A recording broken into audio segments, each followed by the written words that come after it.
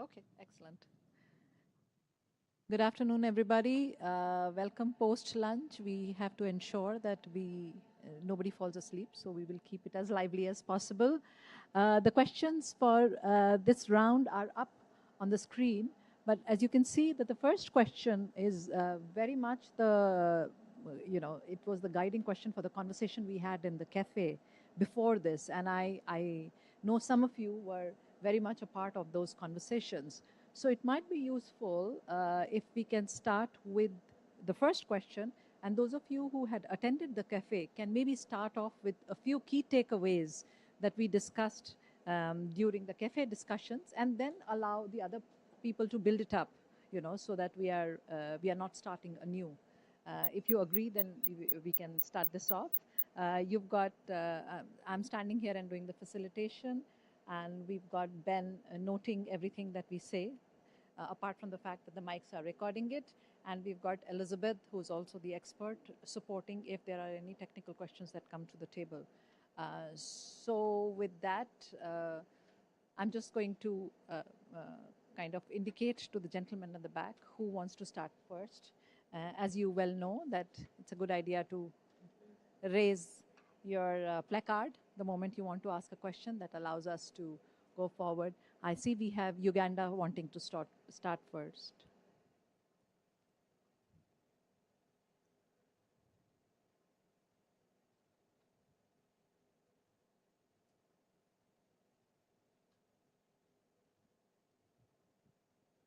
Just have a proposal on how we can proceed. Please go ahead. So most of us were in those groups, and we raised a number of proposals. And I thought you could perhaps use that as a starting point for all of us, and we see what is missing and what is not. Exactly. Yeah. So that would be wonderful. Yeah. So because we were a part of the same conversation, if you could tell us some key takeaways about what we discussed in the World Cafe. All of you who attended the cafe things, we can add to that, so we don't repeat the same. So you got the mic. Go ahead.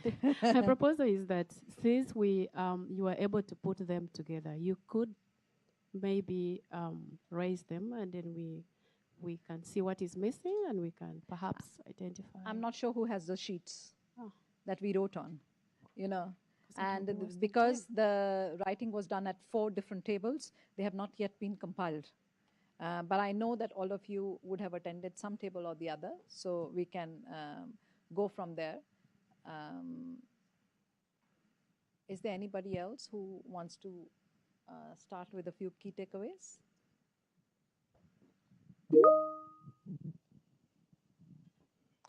Yes. If you could raise your placard. Yeah, Namibia. Yeah.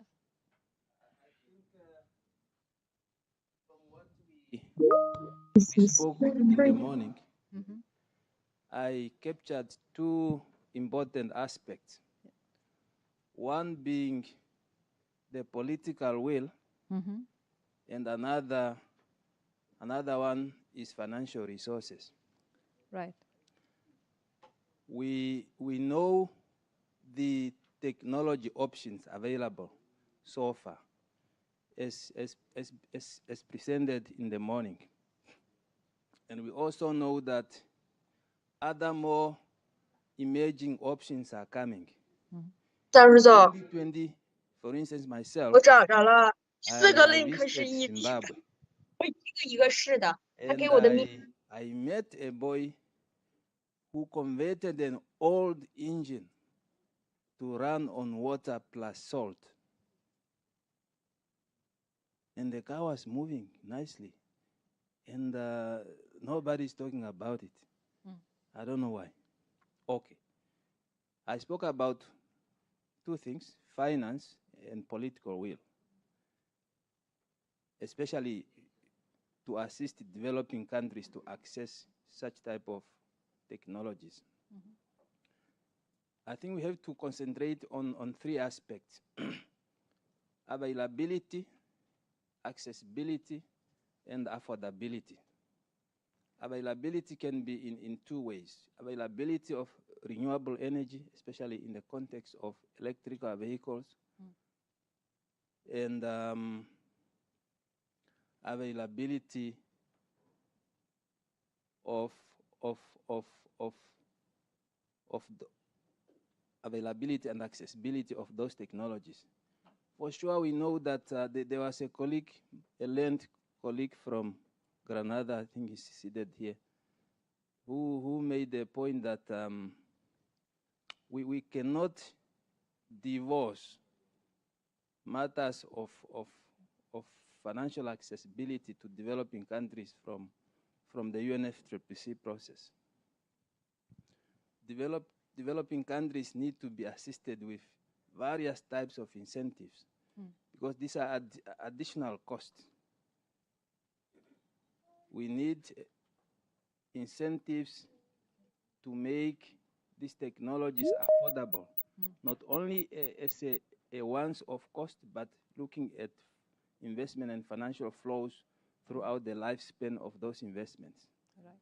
So I think if we are to discuss these matters, I think we have to concentrate on those three aspects: availability, accessibility, and affordability. Thank you. Thank you very much. And to build on the first anecdote that you gave, which was about the boy who was running the car with the salt and the water, I think an important point that was raised in the group that we were a part, that I was facilitating, was that local research and development, entrepreneurship that is coming from the ground around energy transition and electrification of vehicles, investment in R&D and investment in local manufacturing capabilities to support local R&D. That was a point, just to substantiate what we discussed in the morning. But your 3 points are well taken. Belize, sorry, you had. Yes, thanks. Just to reiterate some points that were shared in my groups this morning. Colin Mattis from Belize. So just on the point of political will, this morning I had the idea that I was thinking, okay, what affects the ability of developing countries, especially states, from putting incentives in place to encourage the uptake of electric vehicles and so forth. And one of the things that came into my mind is the high debt burden that many of these countries face. For instance, there are countries that might want to give incentives, but they still depend a lot on the taxes that they get. So when you talk about lowering taxes, it's a problem. And so I really think that is something that affects these countries. For instance, in Belize, 50 cents of every dollar that you pay when you buy gas goes back to the government. They use that to fund the government's actions, and they use that to fund debt. So anything that reduces what they get through these taxes and so forth affects them. So you would realize in many developing countries, in many states, there are zero incentives for the uptake of electric vehicles. I could say in the case of Belize, where I'm from, zero, right? And so that is a big problem. So our countries have high debt burdens. We pay high rates. And so we depend on every dollar that we have to ensure that we can service these debts. So when we talk about incentives and reducing taxes and so forth, I think that affects the political will of our leaders to do that. We spoke about some solutions, and I believe that more public-private partnerships was a very good solution that was mentioned, especially working with companies to develop and to install the infrastructure for electric vehicles, because it's not only encouraging the uptake, but having that infrastructure there that can encourage people to use the technologies. And so working with different companies that can see benefit from working with government to install these infrastructures is very important. In Belize, we work with the power companies to do this. We spoke about building capacity, right? Building capacity for research and development and all of that. And some very good points were made in terms of research and development. So we realized that in our countries, sometimes we think that the best ideas comes maybe from the north, whereas there are persons with capabilities and good ideas, indigenous ideas and technologies in our countries, maybe they just need the support, financial and otherwise, to develop those capacities. And it's what we've been just speaking about. So having policies to support R&D in our own countries and to develop those capabilities is very important. We think there's need for more South-South and North-South cooperation to build capacity. And we can have more targeted educational policies to build capacity. For instance, I stated the example of, let's say, Guyana found oil. And so when you check the newspapers to see the scholarships that they're giving out, it's towards building capacity in that sector, you know, because even though Exxon is coming into the country and they're running things in terms of oil, we want to build capacity in our country. So having those targeted educational opportunities and policies, I think it's key. And lastly, you know, in terms of alternative fuels, in Belize, I know that there are some stakeholders that want to move towards biofuels, but finance is a barrier. And so providing finance, I know they are working towards developing a project proposal to get finance from the Green Climate Fund. Maybe there are other sources. But ensuring that our people get finance and also building that capacity to move towards these new technologies, I think it's key. Yeah. That's a mouthful. Thanks, though. Thank you very much. Thank you very much. I think Botswana is next. That's what I see. Good afternoon. My name is Midas. I come from Botswana. Well, I think this is quite aligned to what the other speakers have said. But I want to submit that we may have to consider providing custom-made solutions for different strata within the society. You can think of a society, but you can also think in terms of countries. These have got different needs. So I think this whole or one-size-fits-all approach is really a problem, because you see that even within a society, you could actually within a city decide that the center, there are solutions that could be targeted to those ones as opposed to the rural areas. But then in terms of countries, you know that definitely the solutions for Europe will not necessarily be the solutions for Africa. I think we need to allow that. And I think we should also target the whole value chain, because what we are talking about, sometimes you'll find that, let's talk about solar panels, they'll be sold to Botswana, we will start using them. But then end of their life, when they have to be disposed, the consumer will be the only one paying. So I think each one has to do their own contribution in this whole exercise. And that will include the consumers, the manufacturers, and the government, and any other person. I think we need this wholesome approach. That way, I think you'll not find people resisting the take-up. Thank you so much. Yeah, thank you very much. Just to reiterate a few points that were made in the session that we had earlier on this one-size-fits-all, there was a discussion even around sizes of buses. And, in rural areas, in small towns, in hilly roads. So if you have electric buses, they will be different. Then different business model, because in most of the developing countries, buses are informally owned and operated. So if you start electrifying a bus fleet, what does it mean? You will need cooperatives, you will need a separate round of procurement for those buses. How will loan be accessed for those buses?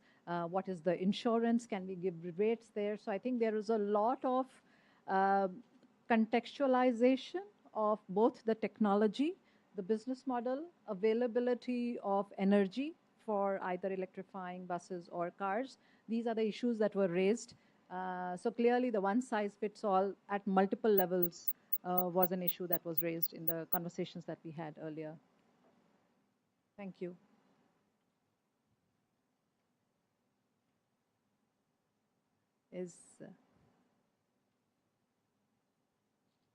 Perfect. Can we have the names?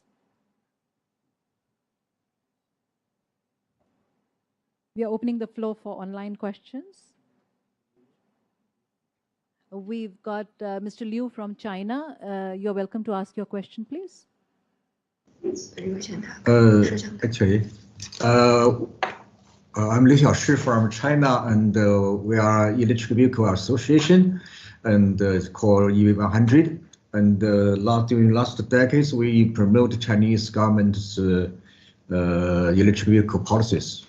And we understood the people before talking before about the finance of the electric vehicle development.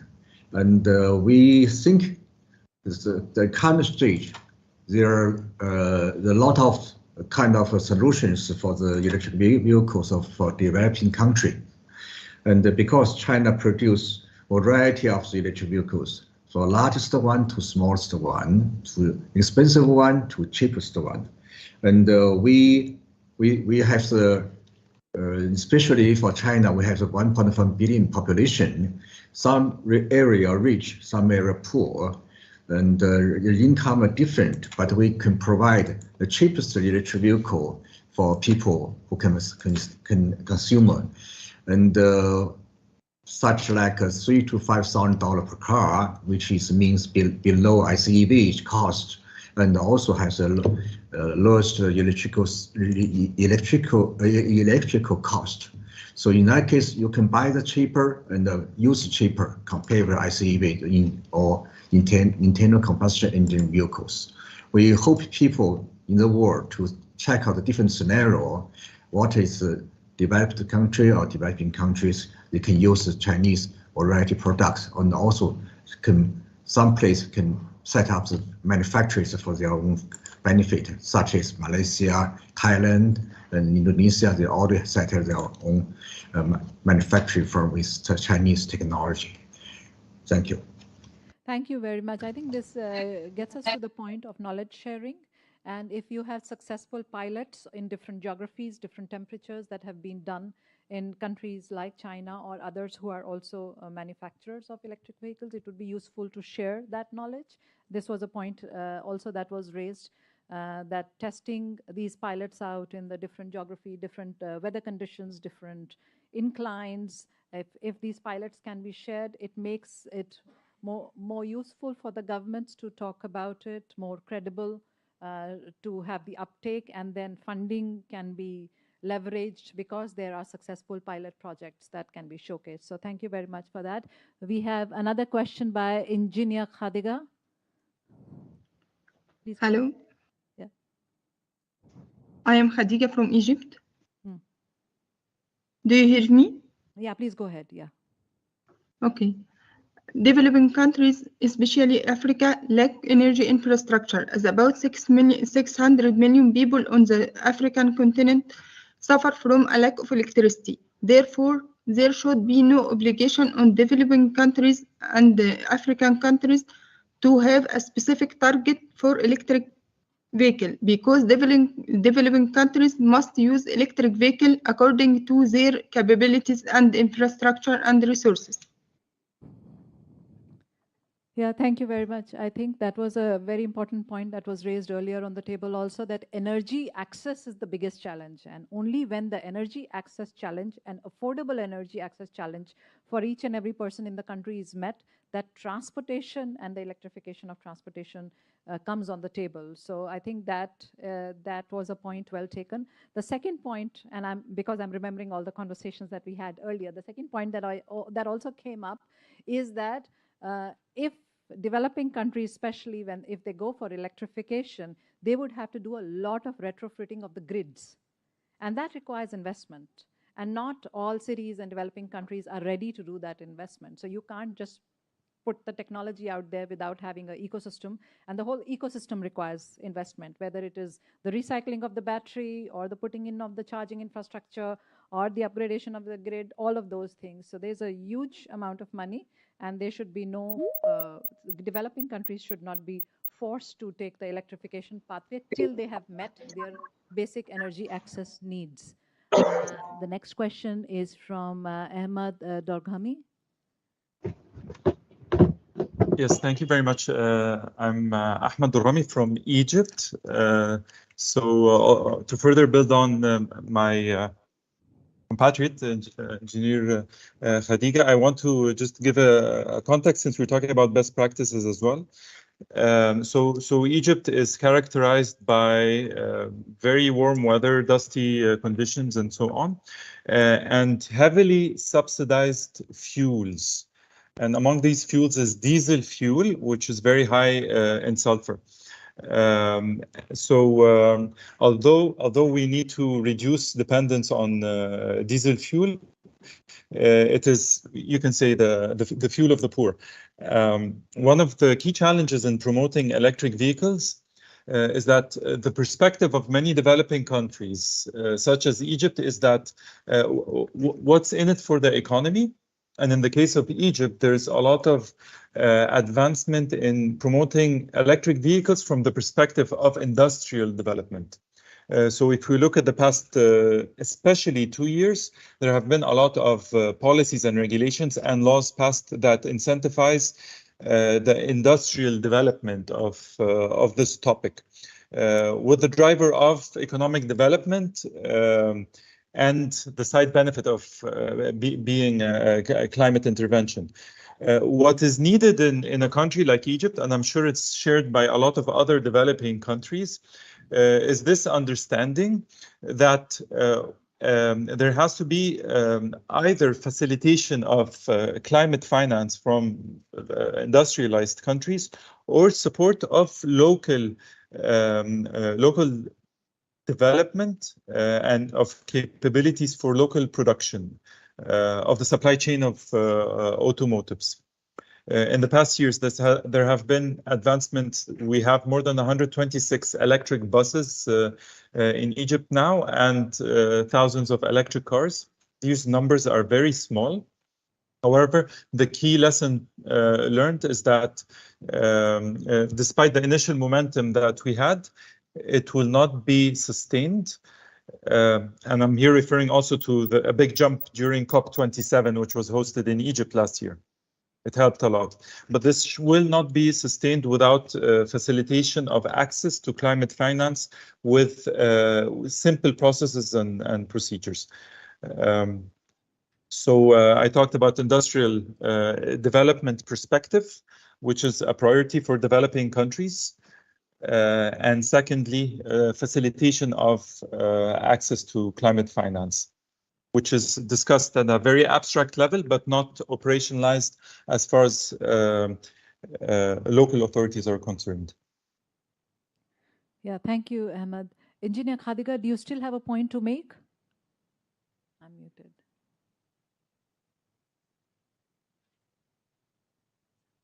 No, thank you. Okay, thank you. Yes, European Union, please go ahead.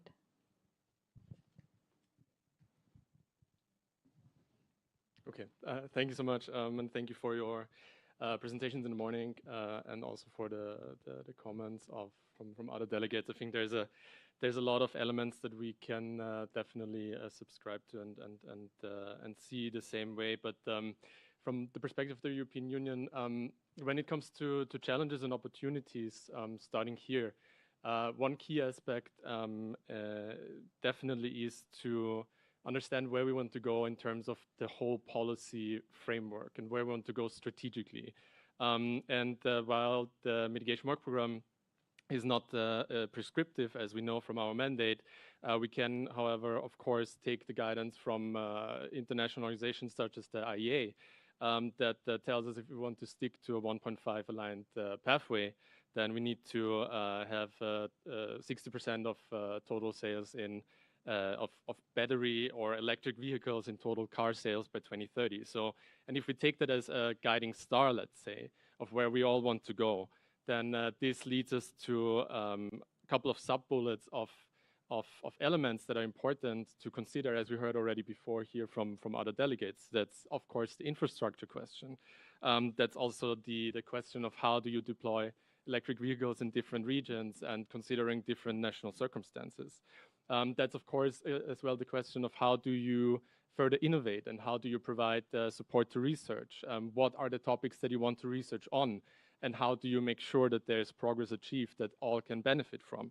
And lastly, the considering the demand side as well. So how do you create customer awareness, and how do you make sure that there is the possibility to fully enable the demand side in a way that that electric vehicles can be deployed on an affordable scale. And this also brings in, of course, finance instruments in terms of how can you finance an electric vehicle as a customer, taking into consideration not only the cost of purchase, but also the cost of operations, which I think should be an invitation to the financial sector to create instruments to provide to potential customers, so they can take the full benefit of not only the purchasing costs, but also of the lower operational costs of electric vehicles. If we look at that from the EU side, there are a lot of domestic policies and domestic regulations that we apply to bring forward the electric vehicle deployment, such as regulation in terms of the ambition for emission reduction in cars and so on and so forth. But I also would like to highlight from the perspective of the European Union, of course, that the international cooperation is key also in this topic. And this spans different elements. That spans, of course, the topic of science and research, but also, for instance, from the European Union's perspective, we do have the Global Gateway Initiative, where we as the European Union support, I think, with more than or around 300 billion euro between 2021 and 2027, third countries to speed up the electrification, speed up other elements that are important to make sure that there is the infrastructure in place to deploy electric vehicles. So again, this is all important aspects that we do see, and from our perspective, it's exactly here the right place to engage on those topics on how can we make it possible to deploy more electric vehicles and in a faster speed. Thank you very much. I've got India, Grenada, Norway, and Tajikistan. Post that. India, please. Thank you. I'd again like to reiterate the issues of accessibility and affordability in the developing countries, and also essentially, it's not that people are not making efforts towards decarbonization of the transportation sector, but the issue is of scale up, and that scale up is contingent upon a lot of ecosystem factors, which involves technology and finance of the scale and proportion that kind of does justice to the mandate that's being asked of. So till the time we do not address these preconditions, it's very difficult to go forward with the scale up and expectations, and also putting prescriptions one after another. So I would like to highlight some of the efforts that India has made, and these are tangible efforts towards demand aggregation of the electrical buses and deploying them. And there are like FAME guidelines. Under FAME 1, FAME 2, India has enabled the procurement of around 10,000 electrical buses, and they are on this trajectory of decarbonizing the transportation sector. But having said that, as I said, that we should not lose the sight of the scale and speed that we are demanding, and burdening the developing countries with these expectations without essentially catering to the original Paris Agreement tenets of finance and technology promised. Thank you very much. As I listen to the debate, I ask myself a question. Is cheap electric vehicles, cars in particular, is it part of the solution, but also part of the problem? Because I believe that we have to look at both sides, and the call for a holistic approach is quite important, because we can see growing demand for electric vehicles, but also growing demand for ICEs. So there must be a holistic way to look at it. And furthermore, I believe that all the costs of the electric vehicles must be internalized in the business decision making. And I have a suspicion that we are only looking at some of the costs. The social and environmental costs, the whole questions of equity and fairness have to be part of the equation. So in terms of affordability, yes, making electric vehicles, electric cars cheaper, it could sound as a very good policy. But we ask, where in the value chain will that burden be shared? And obviously is going to come from the developing countryside. That's where you're going to ask to reduce the cost. And the costs, of course, will be in the IPR regimes and value added from outside of the areas where the materials come from. So we have to look at that issue of fairness across the board. So you cannot look at electric vehicles in isolation. It must be together with our policies. A holistic policy approach framework must be. It must include all of the SDGs in my view. And that brings me to the second point of the dumping situation. Carbon dumping from developed to developing countries. And what kind of protocols will be instituted on the international level, not only to have domestic legislation, but also have what you might call international protocols to ensure that we don't facilitate the dumping of carbon in the developing countries. Thank you. Thank you very much, Grenada. Norway? Thank you. In Norway, we currently have a share of new cars at 82%, which are electric. And the reason we have such a high share is not that we make the electric cars cheaper, but we've made the cars with internal combustion engines more expensive. We have high taxes on the polluters, and that makes the electric cars relatively more competitive. And that has been the main reason Norway now has 80%, and we're plan to achieve our target of 100% within 2 years. My next point is that infrastructure planning is key. You have to solve the chicken and egg problem. Without electric vehicles, there won't be any profitability in the charging stations. Without the charging stations, the electric vehicles won't come. That can be done if you plan early enough, and if you make sure that you have a minimum backbone system, then that can be solved, and infrastructure development can be done quite quickly. But it needs planning. It needs you have to make sure that the grid is dimensioned to handle this, because without that, nothing will happen. Thank you very much. Tajikistan, please. Thank you very much. Just two main pillars, like inclusiveness and technology transfer. So to ensure sustainable electrification of the vehicles, we need to do the inclusiveness of their production, their maintenance, and recycling of their maintenance parts.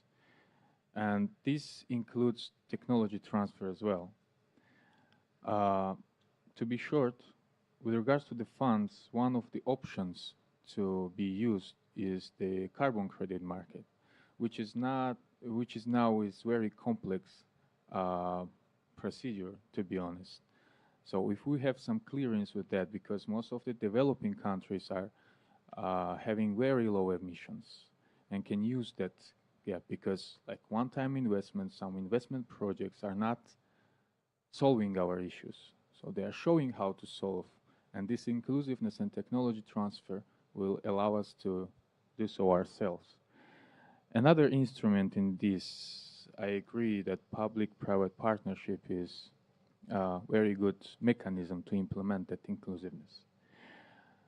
To conclude, by the experience of Tajikistan, in 2023, all the electric cars, electric vehicles imported in Tajikistan are free of any kind of tax and customs fee. So the private sector is doing their job greatly because they're effective. It doesn't matter whether it's fossil car or electric car, they just do it wherever is more profit. So this allowed us in the capital of Tajikistan, we now in 1 year have 30% of private cars are electric, and 50% of public transport is also electric. This includes taxis, buses, so now e-buses. And so this is a gradual transfer from fossil to electricity. And right now, there is a plan to start with like production facilities, etc., etc. But considering the GDP and the current situation and economy, this requires some external help to, I mean, the financial help to gradually finalize that process. Thank you. Thank you. I think there was a point raised earlier about technology transfer and capacity buildings also for operationalization and maintenance.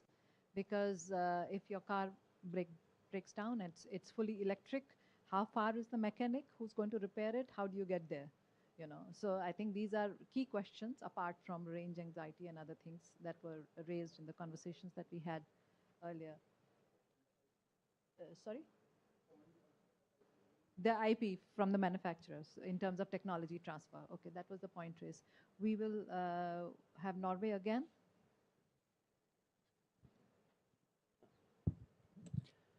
Yeah, I just wanted to pick up on a point that was raised earlier about internalizing costs, which is very important, and it's also part of, I think, Norway's story, where we've looked at the pollution effect of fossil fuel or ICE cars and the health effects that has on the local community also. And these are costs that have been tried to be internalized through taxes and fees, which have then been able to take out of the electric vehicles and then help with that transition. Yeah, thank you. So I hope you're doing life cycle analysis and internalizing cost for electric vehicles as for ICE vehicles, right? It would be the same methodology that would need to be followed across the board. New Zealand, please. Yeah. It's also one of those things where you can use both those instruments in tandem in terms of the push away from ICE vehicles by making them more expensive and using that revenue to attract investment into electric vehicles as well. Yeah, thank you. I think we have got another interjection from the European Union. Yes, and thanks so much for giving us the floor again. Just very briefly, because we heard from the colleague from Grenada on the socioeconomic and environmental impacts, and of course we need to take them into consideration. Of course, electric vehicles should not be seen as an isolated case. In fact, I think it helps a lot to push for electric vehicles and for the deployment to put them in perspective with ICE vehicles and to understand the full environmental and social impact of internal combustion engine vehicles in terms of the production, in terms of the ongoing extraction for their operations, as in extracting fuel, oil, and so on and so forth. Whereas when we think about electric vehicles, of course, that can also lead to a lot of socioeconomic benefits. First of all, the health benefit that you will have, and we heard, I think, today in the morning, that there are about 7 million premature deaths because of air pollution, and a big part of this is because of pollution from internal combustion engines. So taking this into account as well, I think is really important. And apart from that, of course, taking into account that by bringing in this new technology, you bring in new opportunities for value chains. You bring in the opportunity for these mechanics that might create a new business. You might create new ecosystems within a country, and all of this perspective of creating jobs, of creating a better health, lowering pollution, and so on and so forth, really needs to be taken into consideration when we talk about electric vehicles and their deployment as well. Yeah, thank you very much. We'll hear next from St. Lucia. Hi, good day. I'm Benis from St. Lucia. I just wanted to add to the conversation. I've not heard it before, and maybe it's been said probably in the first dialogue and I've missed it. And it may be a non-issue for developed countries, but ensuring that decarbonization of the grid is done in tandem with electrification of your transport system is of critical importance, because electrifying your transport sector without ensuring that you decarbonize your grid doesn't benefit anyone in the long term. Yeah. So this needs to be highlighted in the conversation some way, somehow. Because a lot of the small island developing states, at least in the Caribbean, we're still totally dependent on fossil fuels, and we don't have much decarbonization of the electricity sector in our islands as well. Thanks. Thank you. I think that's why the LCA approach is very useful. I'm going to go back to Mr. Liu from China, who's online and has raised a question again. Mr. Liu, would you like to take the floor? Yeah, hello. And I want just to focus on the technology transfer.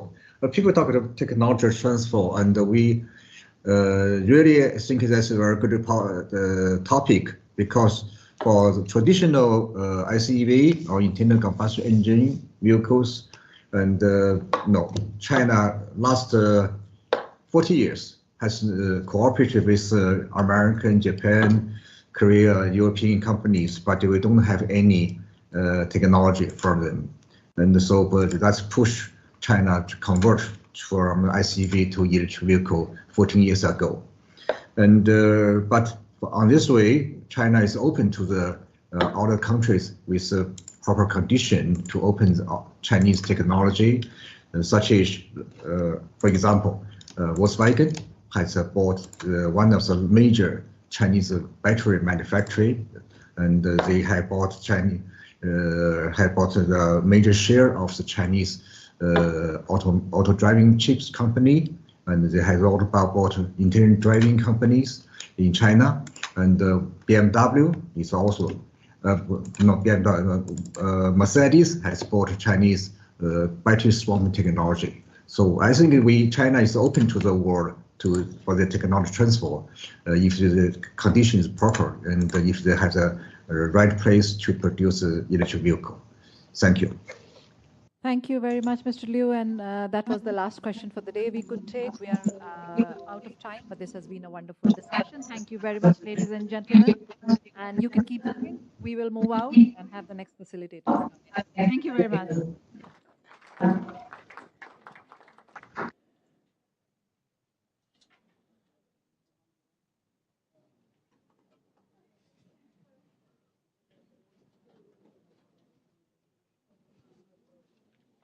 You can stay.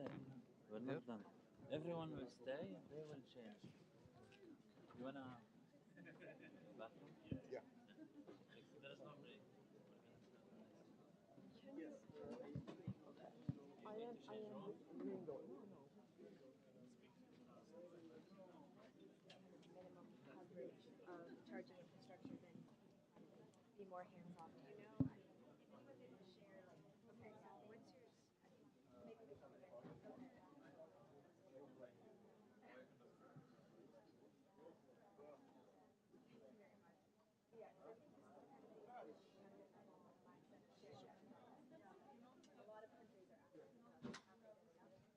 Stop. Farm it.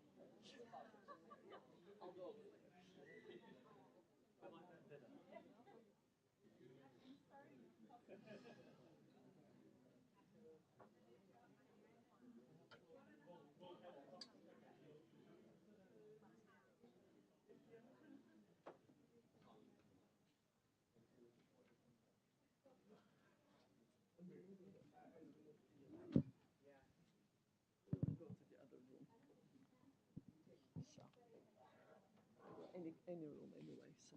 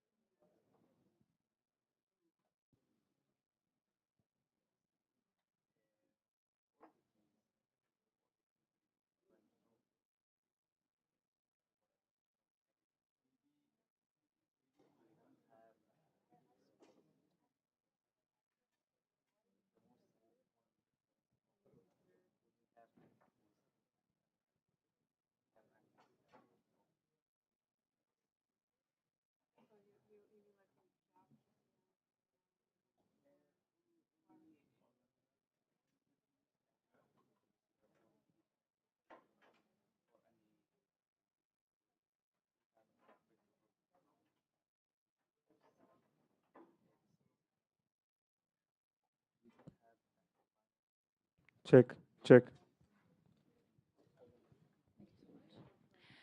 Good afternoon, everyone.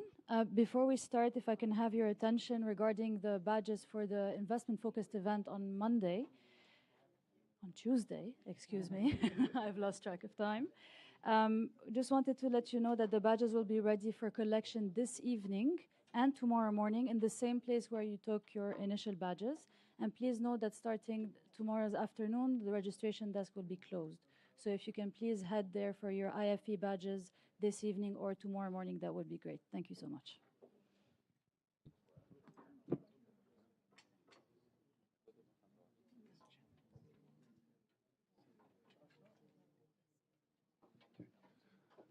Good afternoon, everyone. So I'm Philip Turner from the International Association of Public Transport, and I'm your expert stroke facilitator.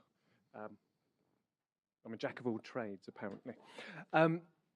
So this breakout group 1 is around collective and non-motorised modes of transport. And pretty much you're going to be discussing around the same kind of themes, just with a focus on collective and non-motorised modes of transport, clearly.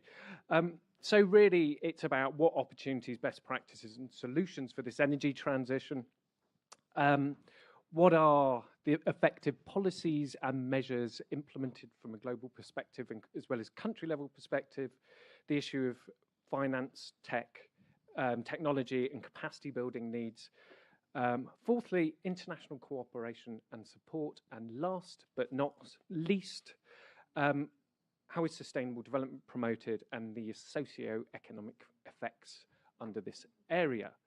I'm sure it's going to follow, well, I hope, that it follows the exact same format as the one you had about an hour ago. If not, I'm doing something incredibly wrong. So really, we've got some microphones. I warn you now, I forgot my glasses, so I can't really see that much. So if I'm starting squinting, it's not because I disagree with you or I'm annoyed. It's just because of that. I thought I'd warn you in advance. So really, the floor is open to you. Yeah, so please feel free. And I hope at some point my fellow expert, Amanda, will join us, and so she'll be able to also provide some reflections. So once she's online, I'll let her react to some of your comments. So please feel free and don't be shy.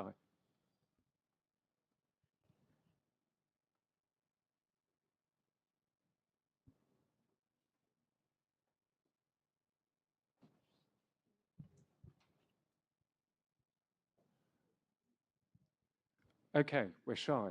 That's fine. Really, to perhaps kickstart the conversation, shall we say?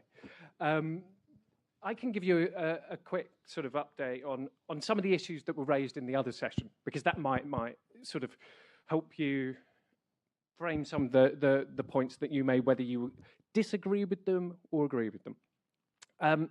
So the issues, as you would imagine, access to finance came out quite a lot in this area. and actually the importance of data collection to better actually monitor the impact that the intervention has, but also the wider impact it has on the external costs on society and recouping those benefits, to highlight the benefits of those policies so people and politicians better understand them. We had actually quite a long conversation and a very informative one about the importance of national and local governments working together. That was kind of like critical on this issue because it is quite a localized issue itself, public transport and active mobility.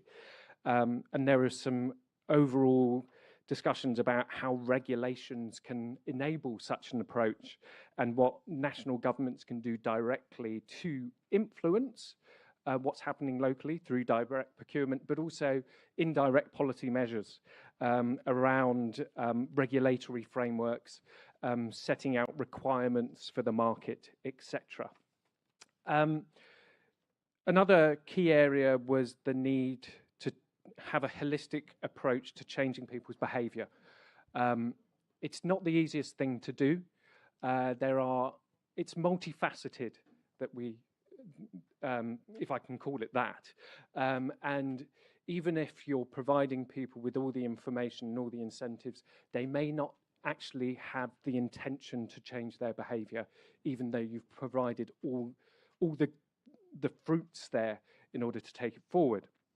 We did have a conversation about car ownership and the fact that I don't have a car and the fact that I can't drive, which is frowned upon by many. But it's because I grew up in a city with a public transport system which was so integrated and used, but also the response was not everyone's like Philip. And I said, thank goodness for that. So really, I think we covered a huge amount of ground looking at these different sort of areas. But I would say we focused more so on some of the effective policies and measures that can be implemented, perhaps more so at a country level specific, but whether there are more things that can be done around that. I'd be very interested to hear your views, etc., around that. And we do have Egypt online, so if I may pass it over, thank you very much.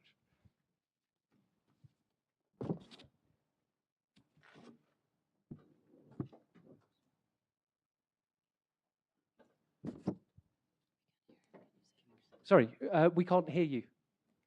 Have you? Oh.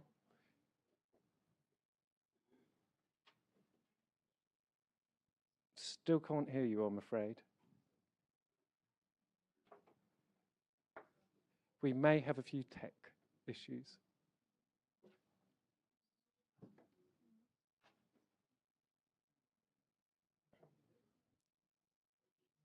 I think we've just got just 1 minute, and we should have it sorted.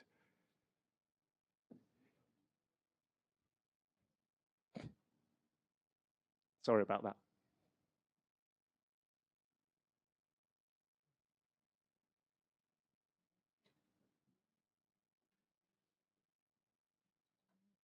Should I open it up?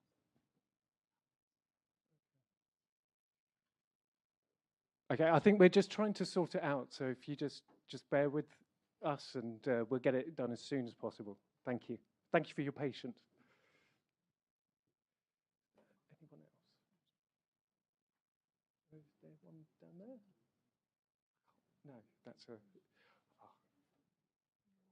Oh. Thank you, European Union. The floor is yours, and we'll get back to Egypt as soon as the technology issue has been resolved.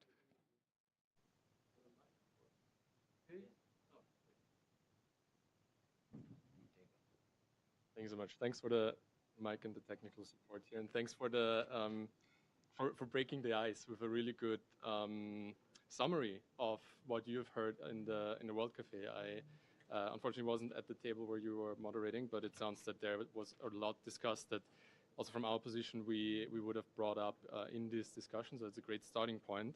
From the perspective of the European Union, one, again, like bringing in the guiding star or the North Star in this whole discussion would be just to, again, reflect the science that we heard about in the morning, and that is really guiding our policies and our interventions. And if we consider that around 15% of global greenhouse gases are resulting or are a result of actions in the transport sector, and then 70% of that generated in road transport, then obviously we see that this is a breakout that has a lot of opportunity for change, and brings us a lot of opportunity in terms of decreasing emissions, because we really tackle a big chunk of the transport emissions with this breakout. What we would like to highlight is a little bit similar to the last breakout, that there's obviously a lot of socioeconomic benefits from this change, and from the change to collective and non-motorized transport. And this is obviously not only the socioeconomic benefit of meeting our climate goals and meeting the goals of the Paris Agreement and sticking to 1.5 or trying to keep 1.5 in reach, but also then brings a lot of upgrades in the communities and cities that these changes in transport are realizing. So we not only talk about benefits in terms of health, but we talk about really benefits for the community in terms of the attractiveness and safety, the safety to walk, the safety to cycle, the safety to go on the last mile, to do short distances, not in a car, but to really use the full potential of the community, and thereby also increasing the community aspect. So this is another socioeconomic benefit that obviously comes from this transition or shifting to non-motorized and collective transport. Another one that should be taken into consideration when we talk about socioeconomic benefits is obviously the reduction of the dependency on fossil fuel imports, which means that this is a topic of energy security as well. This is a topic of affordability as well, that really benefits the communities that can shift to non-motorized and collective transport.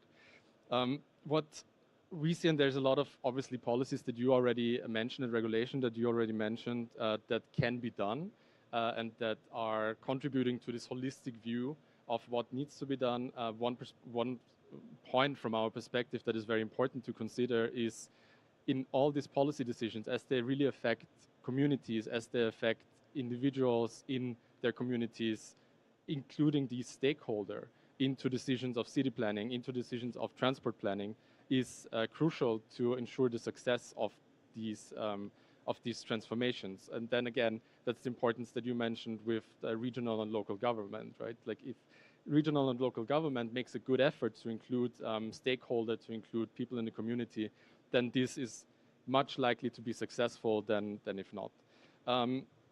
Maybe a couple of examples from the European Union that are concrete policy examples that we are doing. So let's again start from the top or from the strategic element. So we do have the aim to reduce transport emissions by 90% in 2050 compared to 1990, which is part of the overall EU climate neutrality target by 2050. So this is again like our North Star that guides us, and that means breaking this down, we are able to introduce a lot of specific policies. And for instance, when it comes to collective transport, there's a lot of policies aiming at 2030, for instance, where we aim to double high-speed rail traffic across Europe, where we aim to have collective carbon-neutral transport for journeys under 500 kilometers available throughout Europe, to make sure that there's an alternative for using cars or individualized transport, and instead use affordable and reliable and sustainable public transport.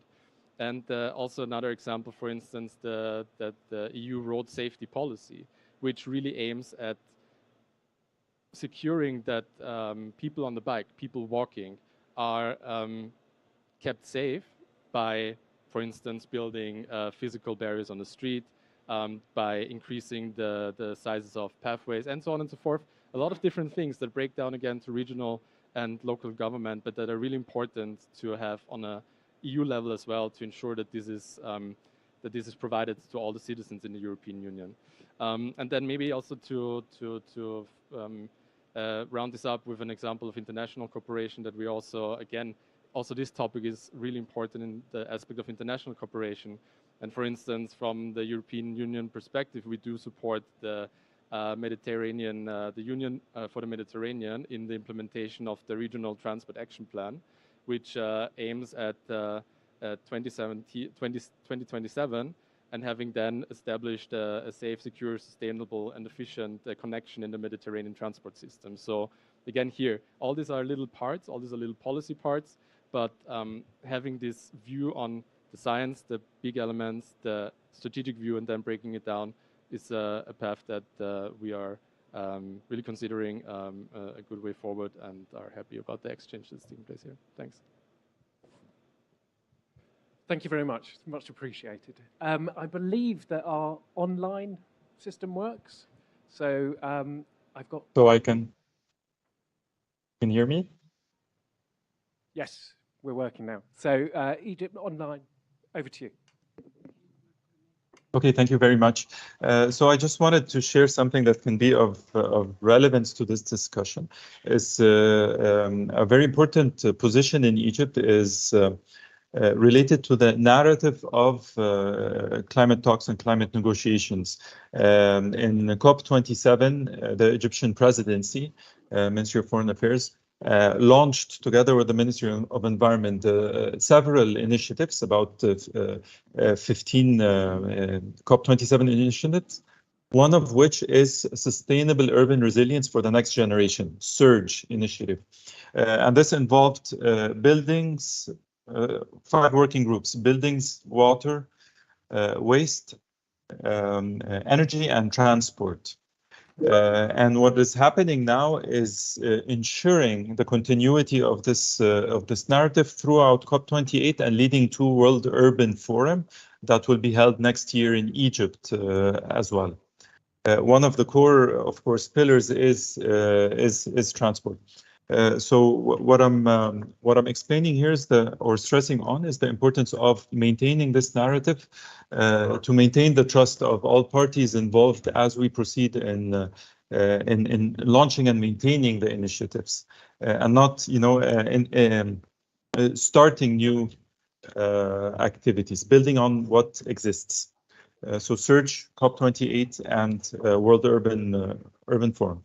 Another thing is maybe I can share good practices that have been developing in Egypt, which is very important for the region, and it speaks a little bit to what we heard from the EU, relevant, is adopting frameworks that have been used in Europe, specifically the Sustainable Urban Mobility Plans, SUMPs.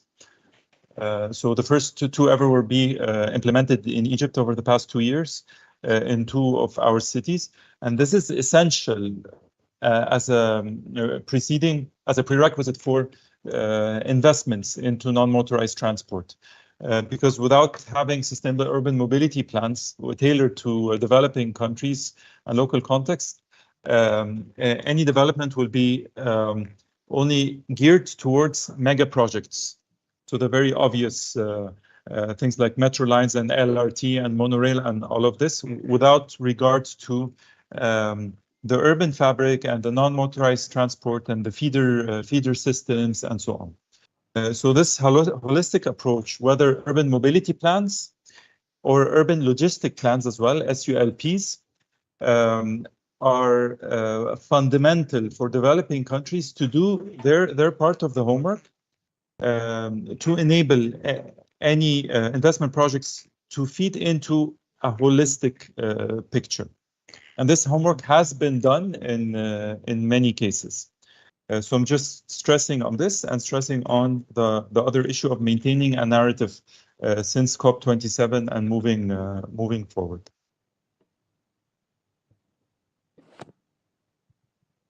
Thank you very much. The next on my list is Norway. Thank you very much. I just thought I'd bring up a few opportunities which I haven't heard quite directly, both for the national level, but also the I think I'd say the global level. The first one is the opportunity for resource efficiency through public transport. As was shown by the expert this morning, the amount of cars and other vehicles you'd need to transport a set number of people is staggeringly high compared to a bus. We're looking both at the resources you need for the materials in the actual vehicle, as well as the materials you need for the road. Whether you build a 2-lane road or a 1-lane road impacts heavily both the physical material you need. There's also the nature impact of using that area. And finally, of course, the energy usage of public transport is a lot less per passenger transported mile. And we know both of these are limited resources and that we have where the demand will continue to grow in most countries, the need for energy and transport materials. Finally, I'd also like to raise a few points on the socio-economic side. We see that for a lot of elderly people and people who are not able to drive for various reasons, having a functioning public transport system or a high-performing one is very critical to their quality of life. There's also questions on people of lower economic means. It's a lot cheaper to buy a bus ticket than to buy a full car. And finally, if we can shift more towards public transport and have less cars on the road, you will also reduce the safety risk, both in cities and outside. So I just wanted to raise those opportunities for now. Sure. Thank you very much for that. Is there anyone else that would like the floor?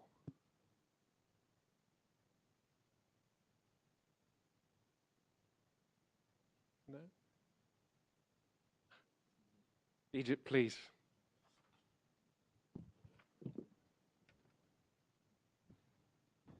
I would like to pick up on the point of the social and economic benefits of the transition here.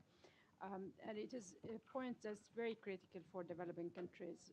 And I wouldn't elaborate in this respect, but I would elaborate when it comes to the developed countries, because I've seen it recently quite a pressing issue in many contracts between the big automotive producers and the unions, the workers' union. I have seen it with, I think, General Motors and Ford recently. I think there were significant strikes that highlighted the concerns of thousands of workers about the transition. At this point, if it is very critical for the developed countries, I think it would be more pressing for the developing countries who are now seeking to expand the network of transportation for the well-known objectives of sustainable developments and so on. So I think this now is a key issue. Nobody can argue about the multiple benefits when it comes to the socio-economic situations for the transition, but also I think the other side of the social and economic concerns have to be taken into consideration. Thank you. Thank you very much. Is there anyone else that would like the floor?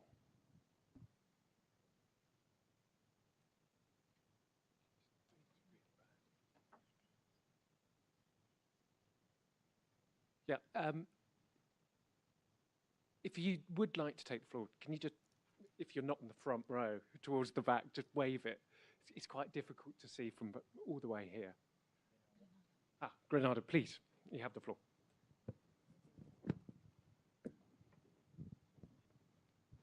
Thank you very much.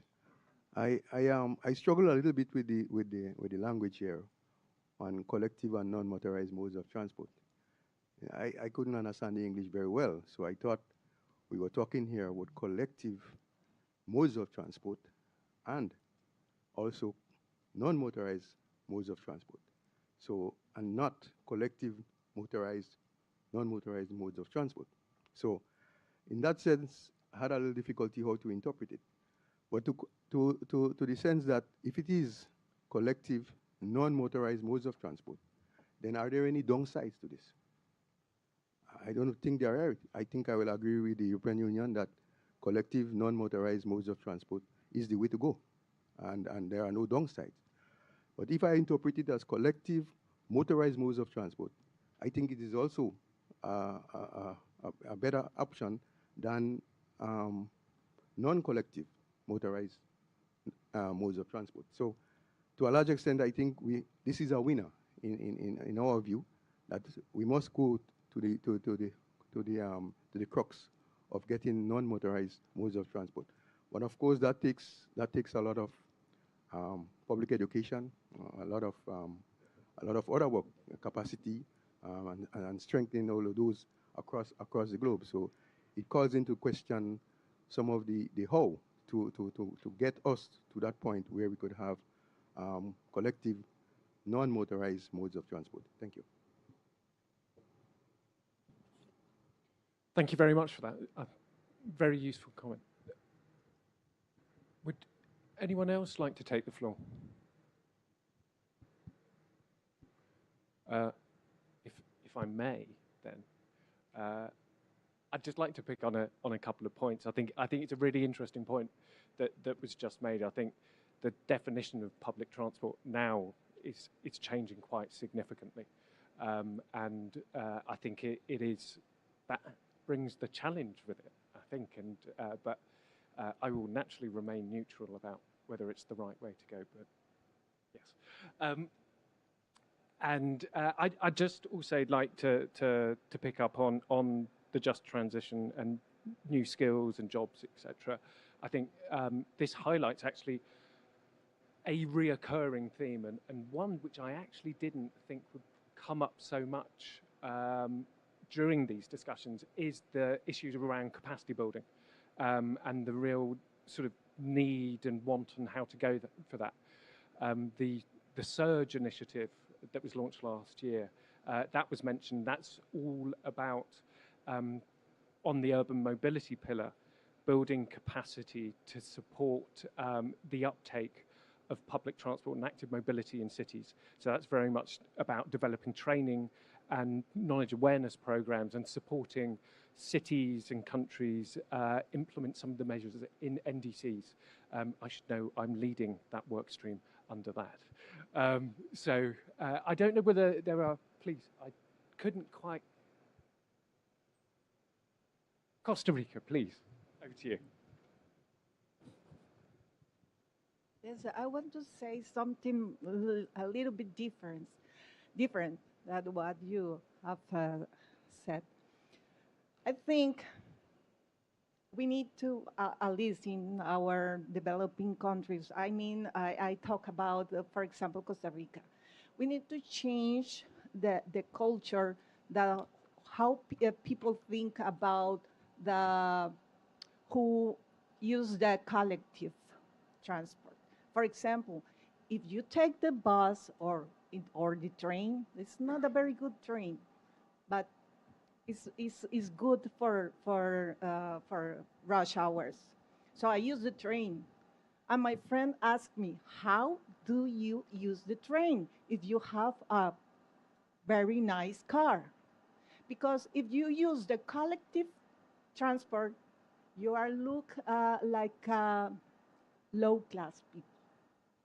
So we need to change this point of view in our country, because it's true. It's true. Now, some people are changing because at least I use the train three times per week. So bad. The modality it's not.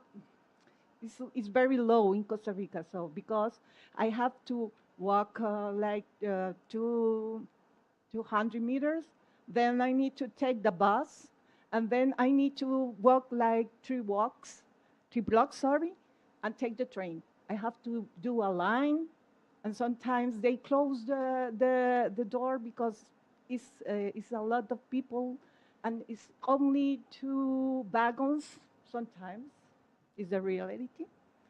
So we need to change. We need to improve our collective system. We need to change this point of view.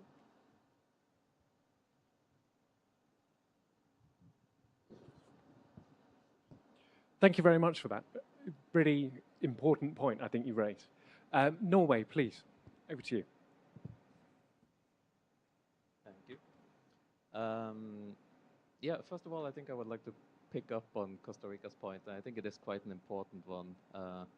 I've had the opportunity to be in quite a few different countries, and you really see the difference in how public transport is perceived in those. I think I'd like to take the opportunity to highlight Singapore and Japan as examples where public transport is a very pleasant and good experience that no one shies away from using.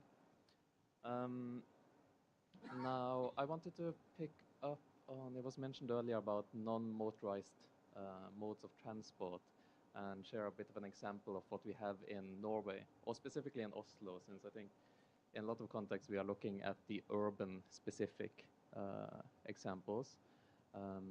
And so one measure that has been taken in Oslo in particular to increase the usage of non-motorized transport, i.e. cycling and walking, has been to simply remove parking spots downtown.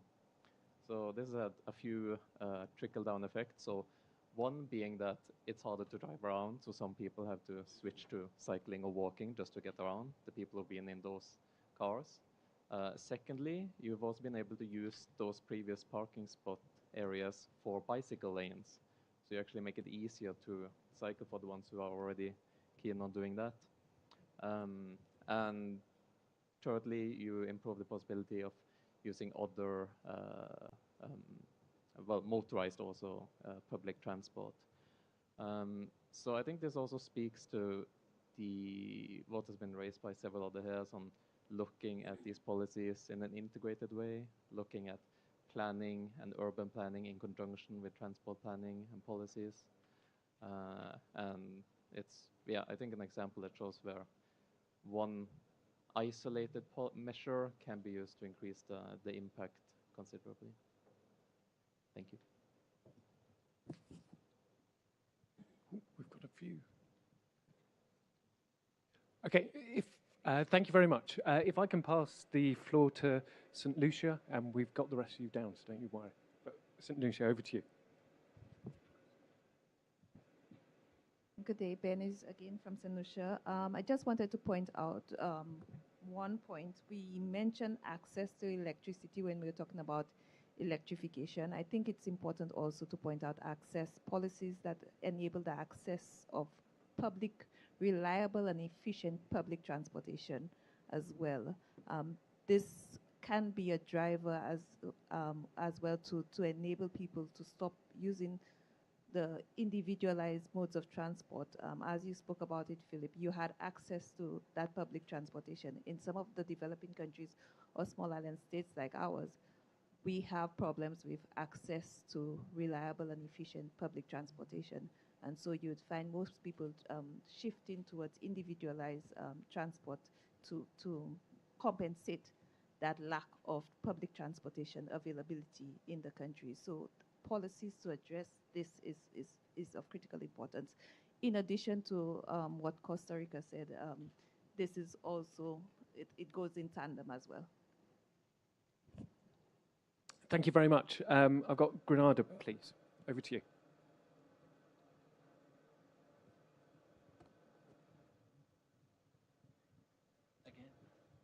Yeah. Hi, good afternoon. Titus Antoine, Grenada. Now, don't want to be the devil's advocate here, but I'm just being practical, right?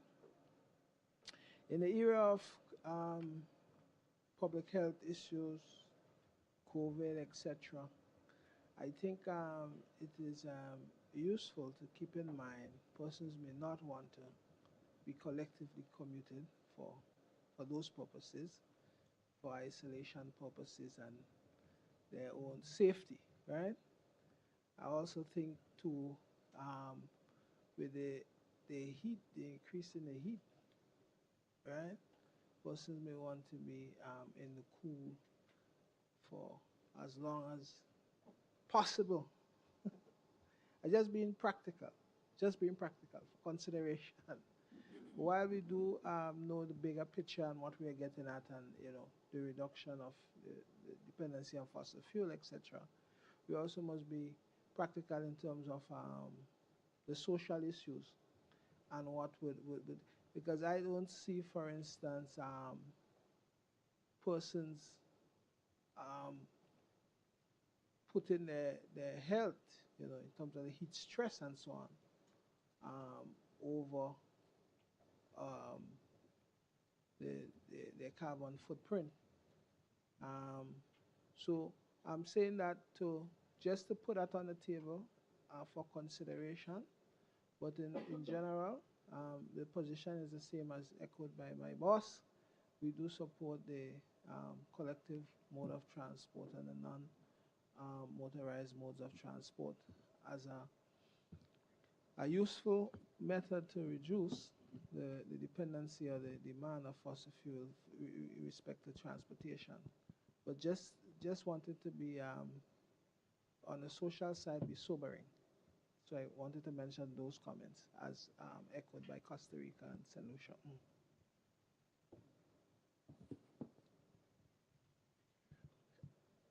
Thank you very much for bringing those points up. Next on my list is Costa Rica. Over to you. Yes. When you try to, I mean, thinking about Costa Rica, when you try to make the link no motorized and collective, it's impossible, because if you need to get a bus, you can get the bike, for example. If you take the train, you have to wait 1.5 hours because you have to wait for the new one wagon train, because it's the only way that you can get in the train with a bike. So if you park the bike in the, for example, train station, maybe in the afternoon when you come back from the capital, the bike won't be there. So if you want to get security for your bag, so you need to pay for a parking lot. It's like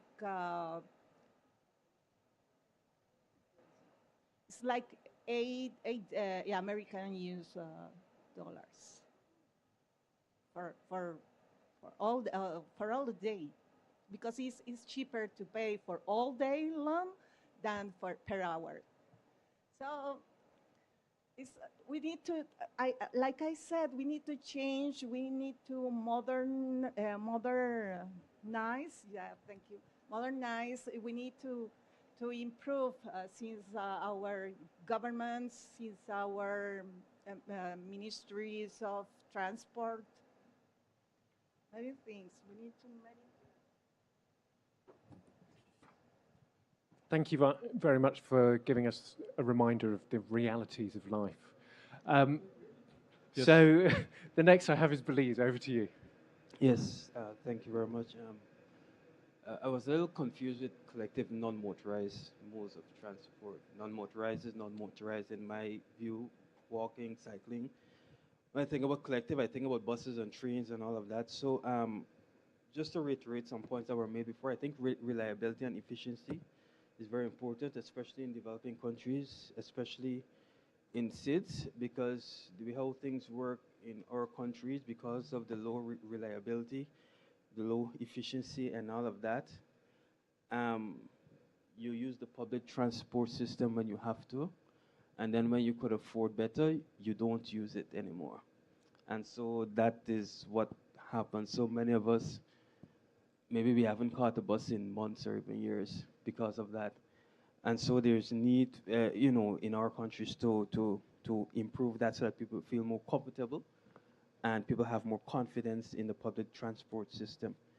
In terms of non-motorized modes of transport, I think there's need for better, I don't know, I'm not an expert, but I'm thinking better land use planning. When we go to certain developed countries, we see the bike paths and the walkways and all of that.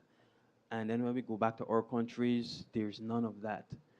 And so in many instances, you will see certain cities may start off planning for certain modes of transport, walking, cycling, and so forth.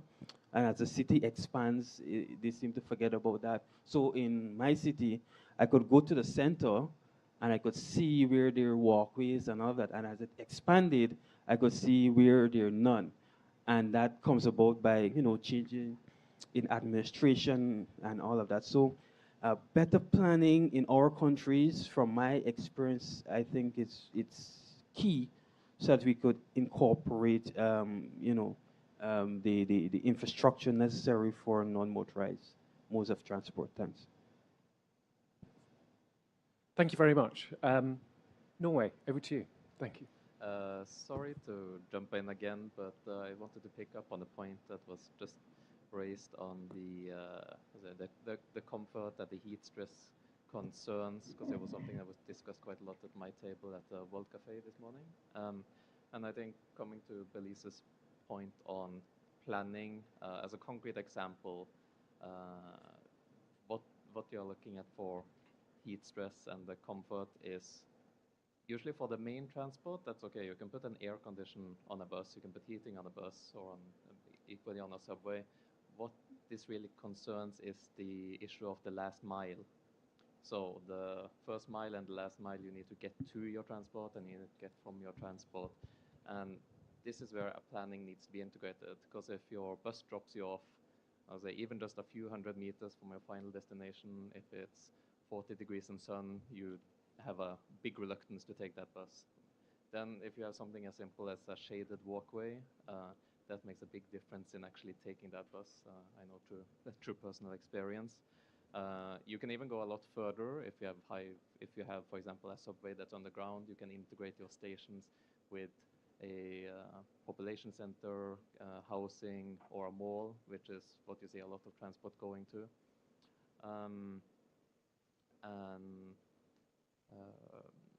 And just this, but this does require planning beforehand to have these integrated solutions.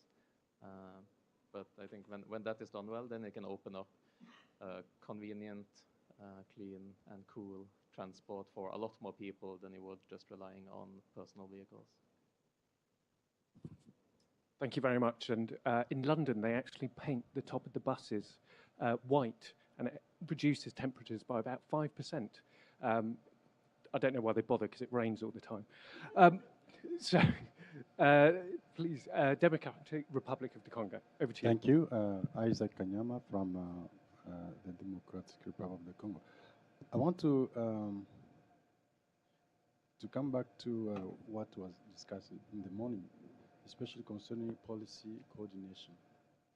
If you want to get to a very workable solutions, policy coordination is critical.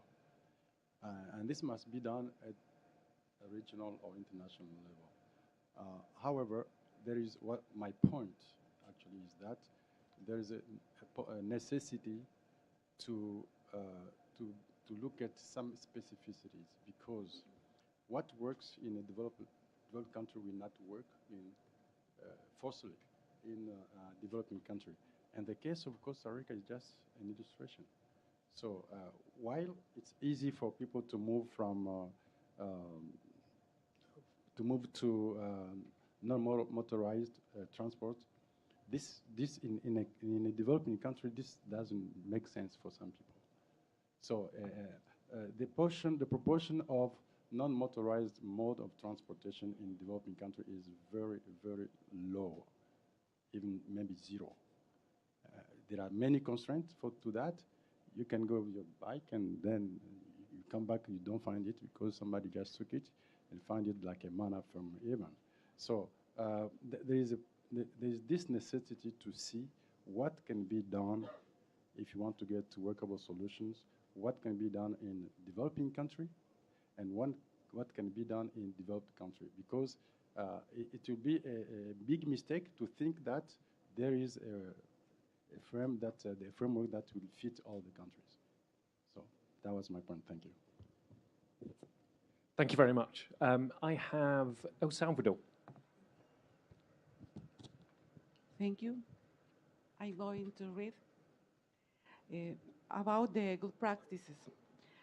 I want to share the experience of the metropolitan area of San Salvador, where the planning office of the city has carried out pilots in some cities, where it combines bicycle and walk transportation measures with citizens' participation and citizen security.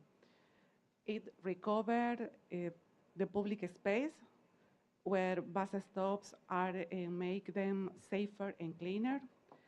This motivates people to use the traditional public transportation and the bicycles. It is a low cost and implemented in less than 1 year, and the people use it. The economic dynamics near to the stop bus are improved, and it is an example that the planning and the changing people mentally is how to the perceived public space work, its functionality. The action of government locals are very important because their implementation fast than to the measure of the government national. And the investment is less than if I want to implement to all the country. Thank you very much. Tajikistan, please, you have the floor. Thank you. I would join to our Costa Rica colleagues with regards to the culture matter. So all these efforts and everything are fantastic, but with all the respect, as far as the culture will have an evolution, then everything might work in terms of using public transport instead of the private fancy car and things like that. Just to give an allegory, very good, a friend of mine used to say, if your stomach is full and your family is also fit, you feel that social responsibility. But when you are kind of starving and you need to feed your family, you never think about the social responsibility. So this is a kind of gap and which needs to be covered by that evolution. Thank you.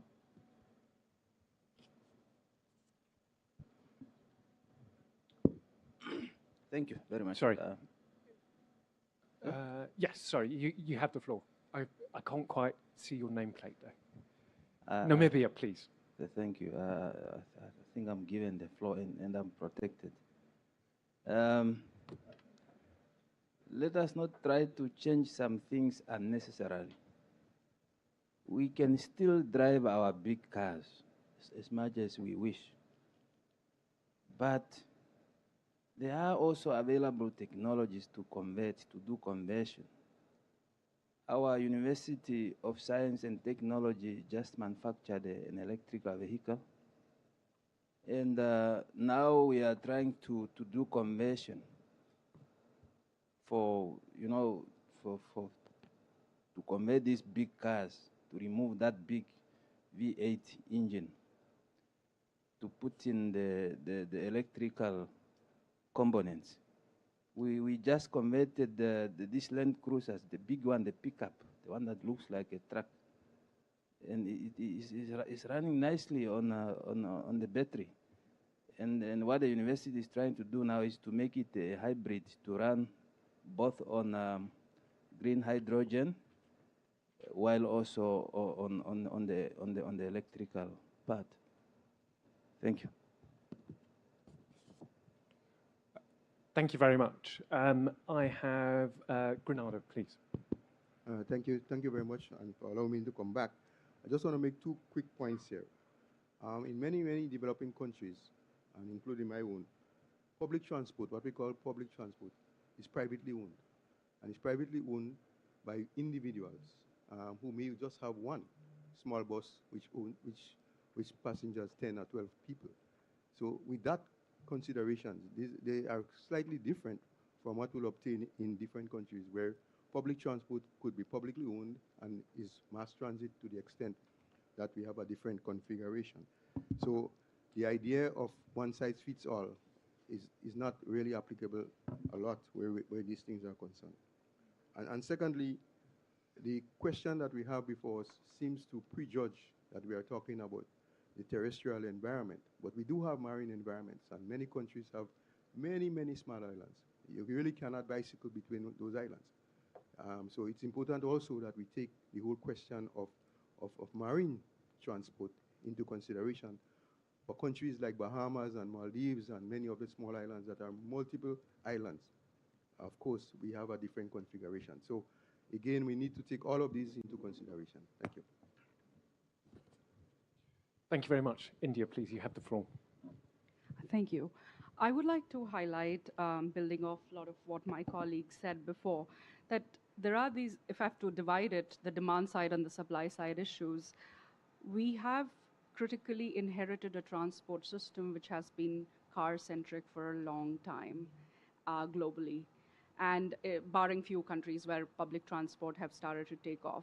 So this has to shift to more people-centric approach where accessibility, equity comes into play. And I feel this question is essentially linked with the kind of urbanization that we are experiencing today. The kind of urbanization that we had in the past was slow, gradual, but now we have this quantum leap, you know, in terms of the countries that are rapidly urbanizing. That's happening at a very quicker pace, and a need of infrastructure buildup has to be done at that scale and that speed. And that essentially requires deeper planning, deeper pockets, which might not be immediately available to the countries who want to sort of rapidly urbanize, along with co-locating these transportation needs. So first point of action and opportunity that I see is that as we plan the new forms of urbanization, we focus on multimodal transport with last mile connectivity. Plus, we also learn co-locating work with transportation needs so that, you know, like whatever is walkable and whatever can be carred or public transport, it can be done that way. Secondly is like this cannot happen alone if we do not create adequate nudge on the behavioral side. So here I would like to highlight one of the initiatives from India called Mission Life, which is essentially to change individuals' behavior. It's called Lifestyle for Environment. And that's to essentially bring this green forcing in individual, this consciousness that we have to do this.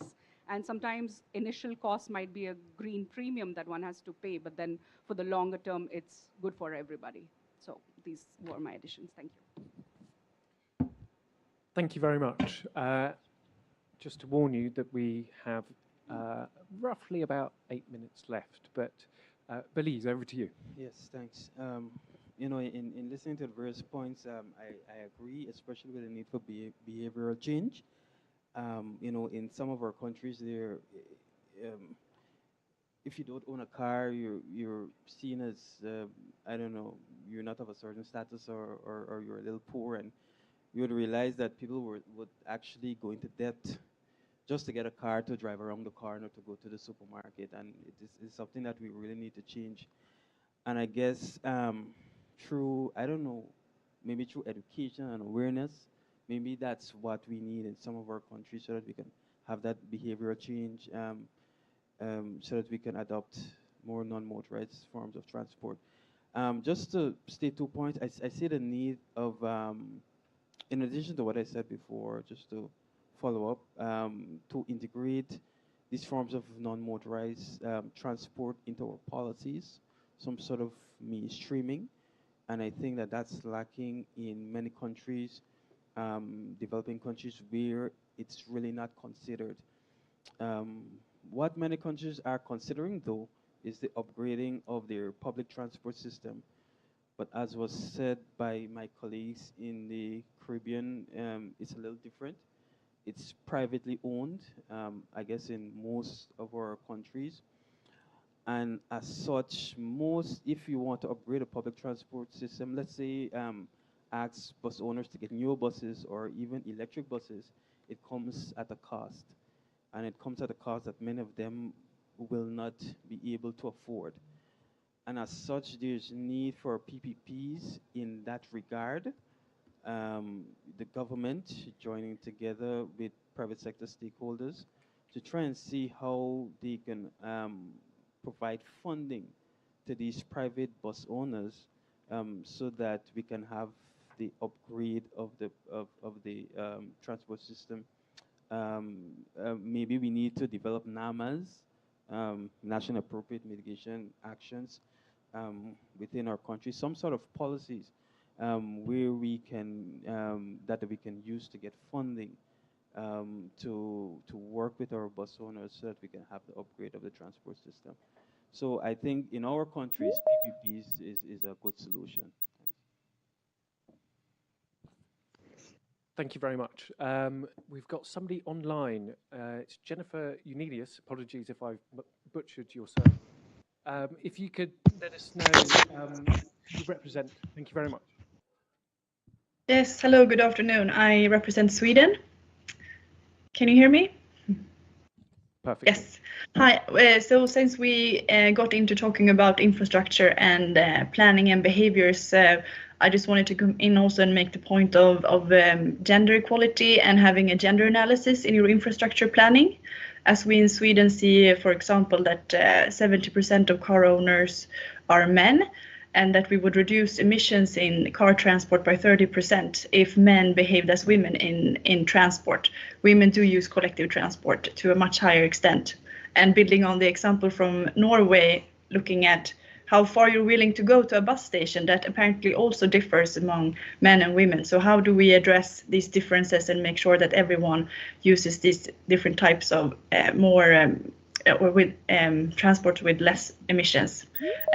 Also to mention a study made in Sweden on bike lanes, where we could see that men to 80% used a specific bike lane.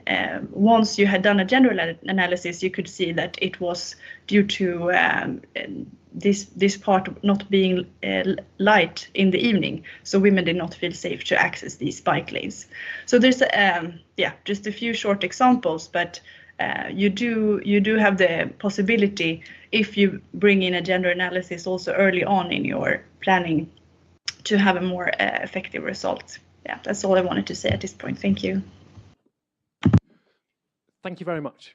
We've only got a couple of minutes left, so if anyone has a burning last point, or please, Botswana. Thank you. Well, it's not burning, but it's quite interesting from the submissions that we have got from others.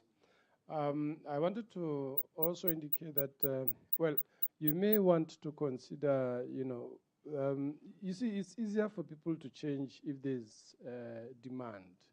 You are simply saying, this is what the market wants, and it's easier and quicker that the new approaches are usually adopted. But you may also want to consider for, let's say, let's say you have a new town coming up elsewhere. You embed these things. You call it a technology-driven approach, whereby you are saying, I don't need to reinvent the wheel. I know that I can embed issues of to consider, put in even the legislation so that it caters for all these things when these things come. Therefore, there will be no need to change it. It will just be like, if you want to go there, this is what is needed. I believe it will be easier. There will be no reinventing the wheel. We will not have to come back again and say, maybe we change. It's very difficult. People talk about cultures. To change a culture builds over time. And to really change, you'll find that it takes a lot of time. But otherwise, I'm aligned with everybody else. Thank you. Okay, well, thank you ever so much. I think time indicates that has drawn us to a close. I'd just like to take the opportunity really to thank you ever so much. I think you've brought some really, really valid, interesting points. And I really enjoyed especially the bit about how to make public transport cool again. There's quite a famous quote from a certain UK Prime Minister from the 1980s. I won't mention it here because it's live stream on Google. But honestly, just go to Google. It really does highlight what the problem is. But I do actually take an action point away from this discussion. as the International Association of Public Transport, I feel it's also my responsibility to make public transport cool again. It's going to be difficult. I'm your reference point. But I do think that there is the opportunity of the first World Sustainable Transport Day on the 26th of November.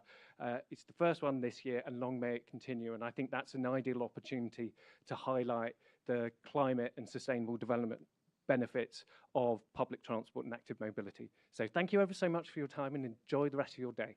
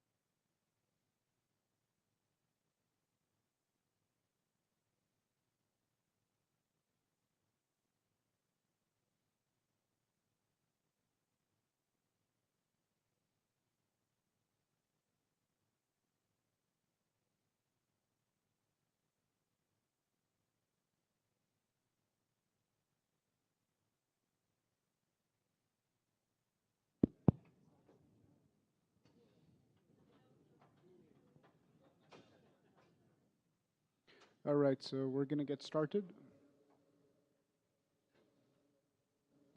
Hi, everyone. My name is Ghanem Hablil, and I'm a senior negotiator in the COP28 incoming presidency. I cover mitigation, and joining me are my colleagues. This is Kenichi from University Secretariat, and thank you for joining this session. Ian Ponce from the University Secretariat as well. All right, so we're going to be covering energy and resource efficiency in the transport sector in this session. So I'm going to go through the guiding questions again. They would be similar to what you've heard already, and they're also going to be projected on the board. There they are. So the first question is, what are the opportunities, best practices, and actionable solutions for just energy transitions in the transport sector to urgently scale up mitigation ambition and implementation in this critical decade? 2, what are the effective policies and measures implemented from a global perspective and country-specific experiences for this respective subtopic, energy and resource efficiency? How are financial, technological, and capacity building needs addressed for this subtopic? How are the key issues of international cooperation, including with non-party stakeholders and provision of support to developing countries, addressed? And finally, how is sustainable development promoted, and what are the socioeconomic effects under this respective subtopic? And I open the floor now to interventions.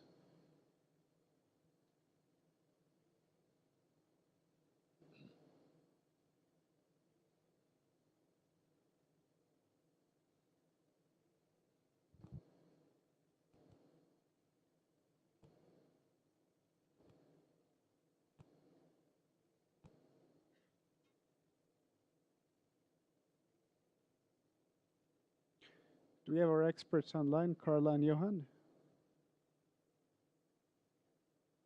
Would you like to share any reflections with this room so far to set the scene on what you've heard so far? And please go ahead, Carla. Yes, happily. Thank you so much, everyone, for being here. I would love to start this conversation by trying to get your thoughts about your countries on what can be done via the different policy interventions that are possible, via the different investment requirements that you have identified your country will need based on the country conditions. And I would be keen to understand if you have any reaction to the type of interventions needed to address, the use of less materials, the smarter use of energy, the reduction of car dependency, improving or reducing the size of vehicles. So I would love to hear your experiences and your concerns about these aspects. Thank you, Carla. Anything to add, Johan?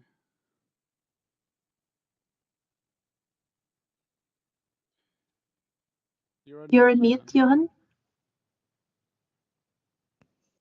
I think that's perfect, Carla. So nothing to add just right now.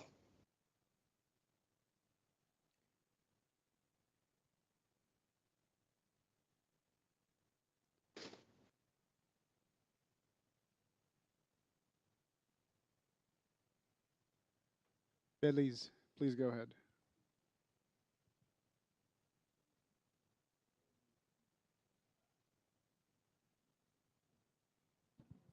Just a short intervention.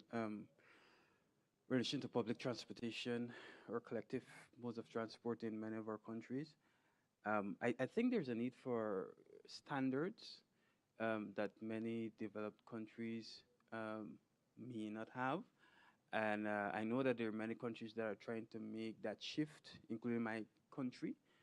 And so I see the need for standards in terms of fuel economy standards, GHG emission standards. In that way, I think the move towards an efficient transport system will start from the top, and it would give a sort of a push factor to those below in terms of moving in that direction of efficiency. I say that is very important, especially from my experience, where the buses in the public transport system, some of them are actually the oldest in the country. And so, having those standards, I think, is important. And also incentives. Of course, there are some of the things that we will keep repeating. Incentives, financial support, especially in the case where the public transport system is it's made up of private owners, private bus owners, and so forth for SIDS. So giving them the financial support and incentives to move in that direction, I think that's very important. Those are just my initial thoughts, and I'll come back again later. Thank you, Belize. Do we have a virtual intervention? No.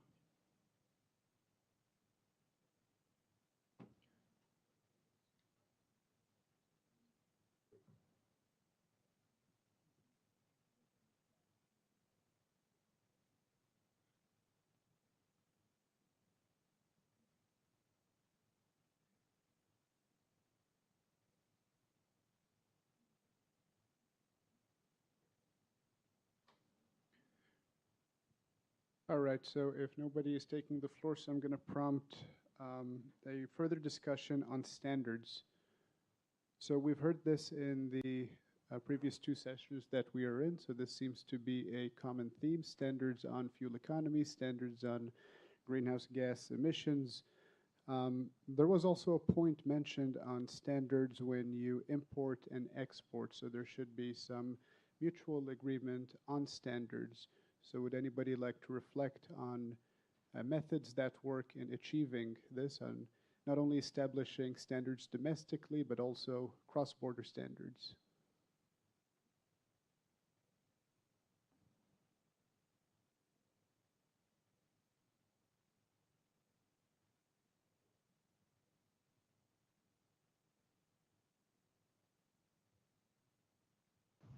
We have a hand.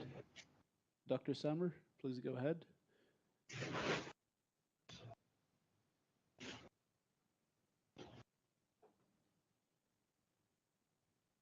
We can't hear you in case you're speaking.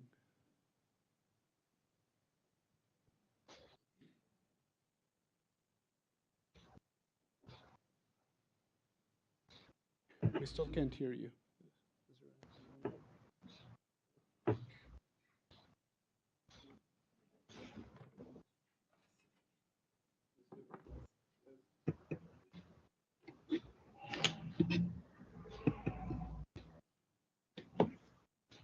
Yeah.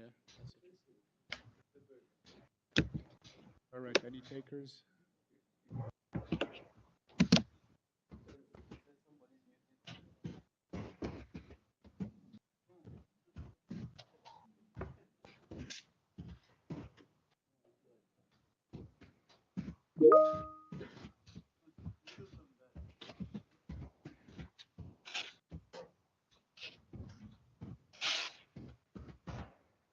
All right, Carla, please go ahead.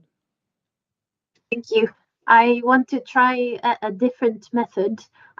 So I can't look at the audience, but if your country mostly relies on importing vehicles, can you raise your hand?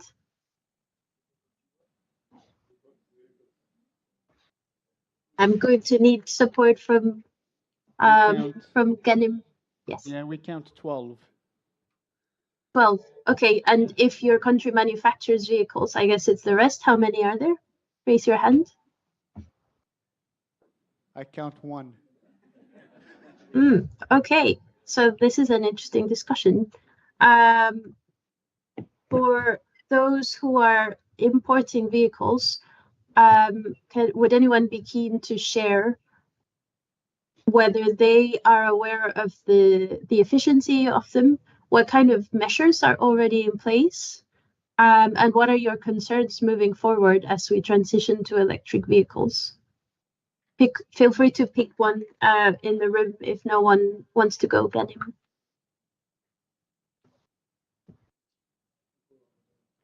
Can you raise your flag? I'm sorry, I can't see it. New Zealand, go ahead.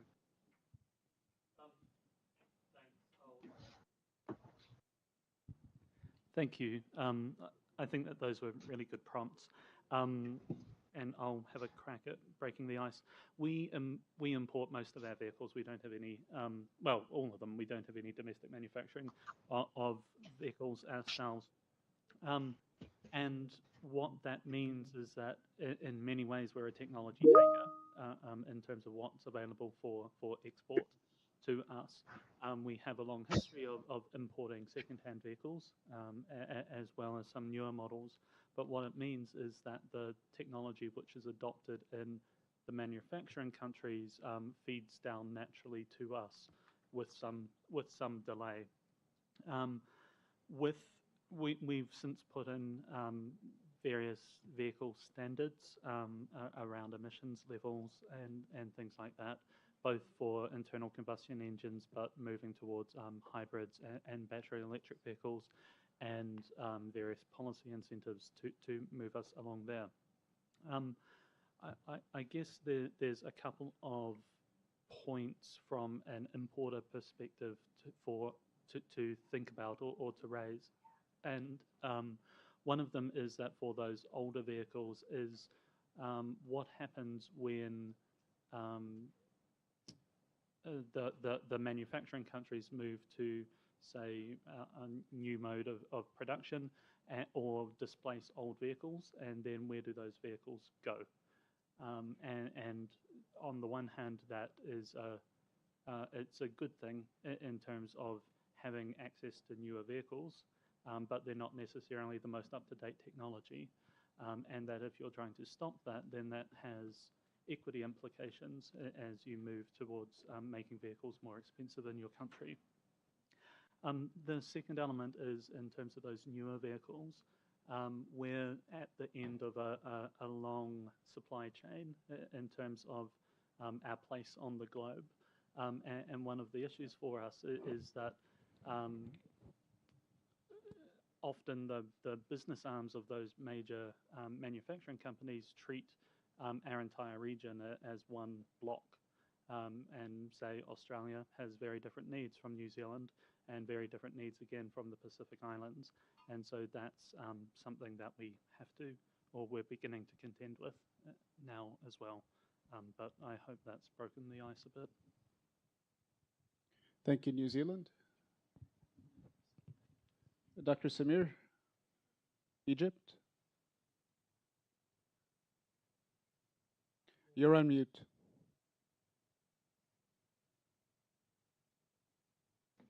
Okay. Great. Please go ahead. Thank you very much.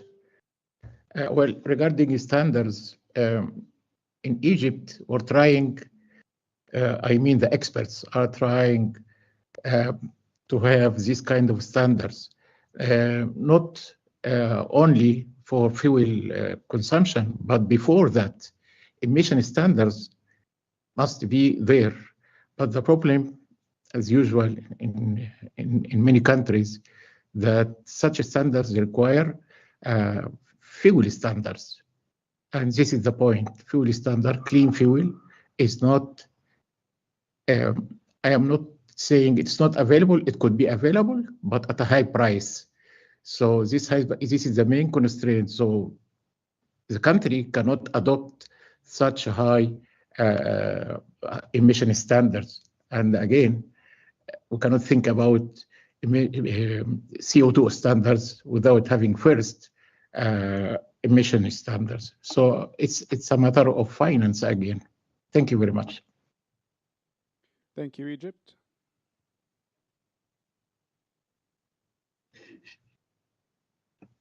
Norway, please go ahead. Thank you. Norway imports all cars. We don't produce any ourselves. We do follow the EU standards, the minimum efficiency and emission standards there. And since we don't have our own isolated standards, we do have incentives for purchasing these vehicles that come in Norway. And what we see is that the standards really help when they're strengthened globally. They really help bringing down the costs and expanding the model types, which also helps our national policies in basically getting cheaper and better electric vehicles. Thank you. Thank you, Norway. Botswana.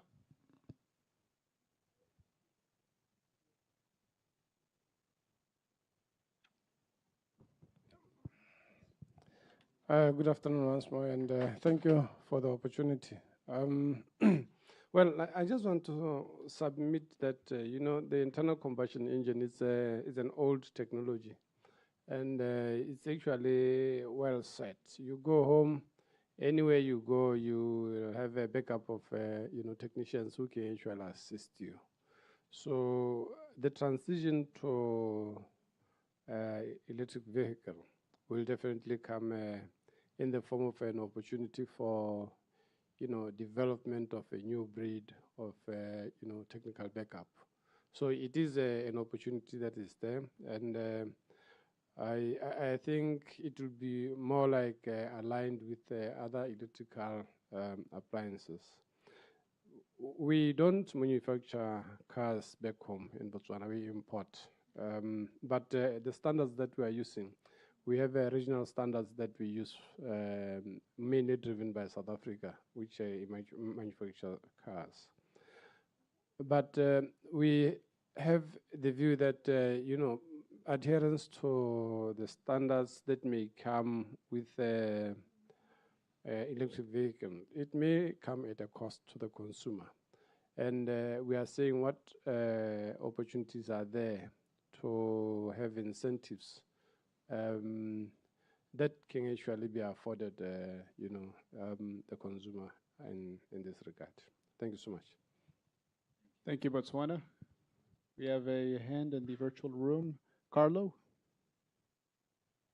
Thank you, Carlo De Grandis, European Commission.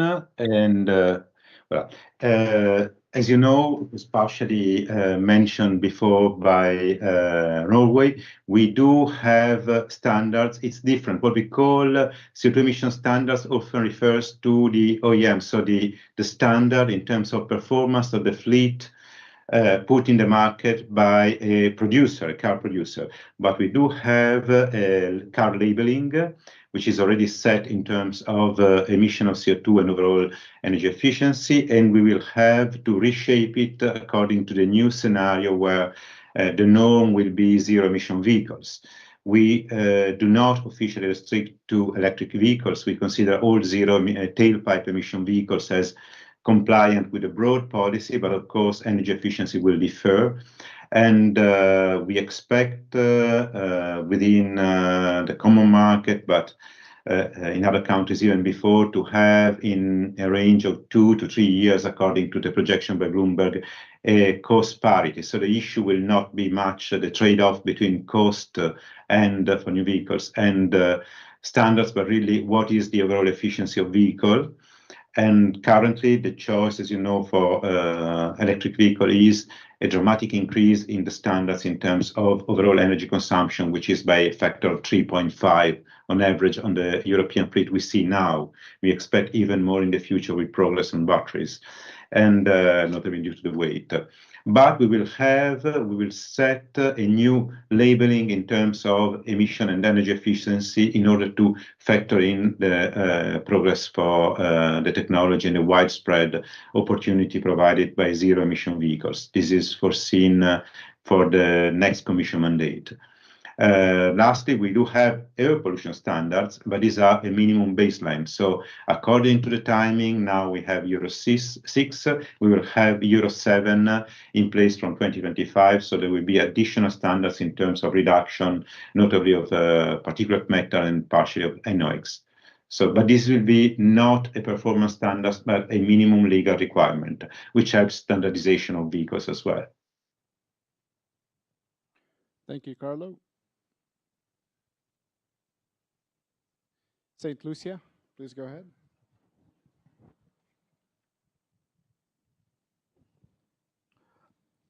Thanks again. We've been having this conversation since morning, and without laboring the issue, I think it's necessary. We are talking about reducing emissions, becoming more efficient, and yes, the way that we're talking, we know that cost happens to be one of the biggest factors that hold people back, especially as we're talking about electric mobility. We're looking for solutions. Truth be told, if we green our grid, first off, we'll be in a good place. Then if we can get our transport system to go electric, we've already solved our problem. So working backwards from that, we know where we want to get to.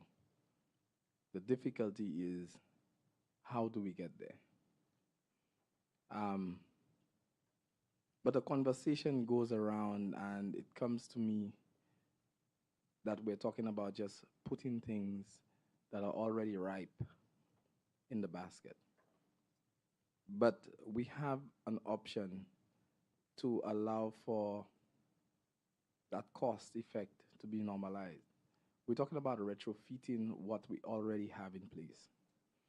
We're talking about what do we do with our old ICs. Yeah, because the environment is where we're going with this. We want more electrical vehicles in there, but when we bring in EVs, we have to deal with the ICs.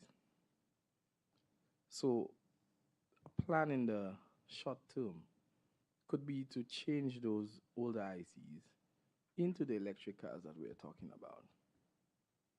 Maybe just me, I like tinkering with stuff and I like changing things up. But I see that we could marry this to help, one, with cost, and to help with that move that we're talking about. Right? That could be a short-term solution until we could phase out the ICs and give the EVs an opportunity for that price to be at a point where it matches that of a conventional ICE vehicle. That's my thoughts. Thank you, St. Lucia. Grenada?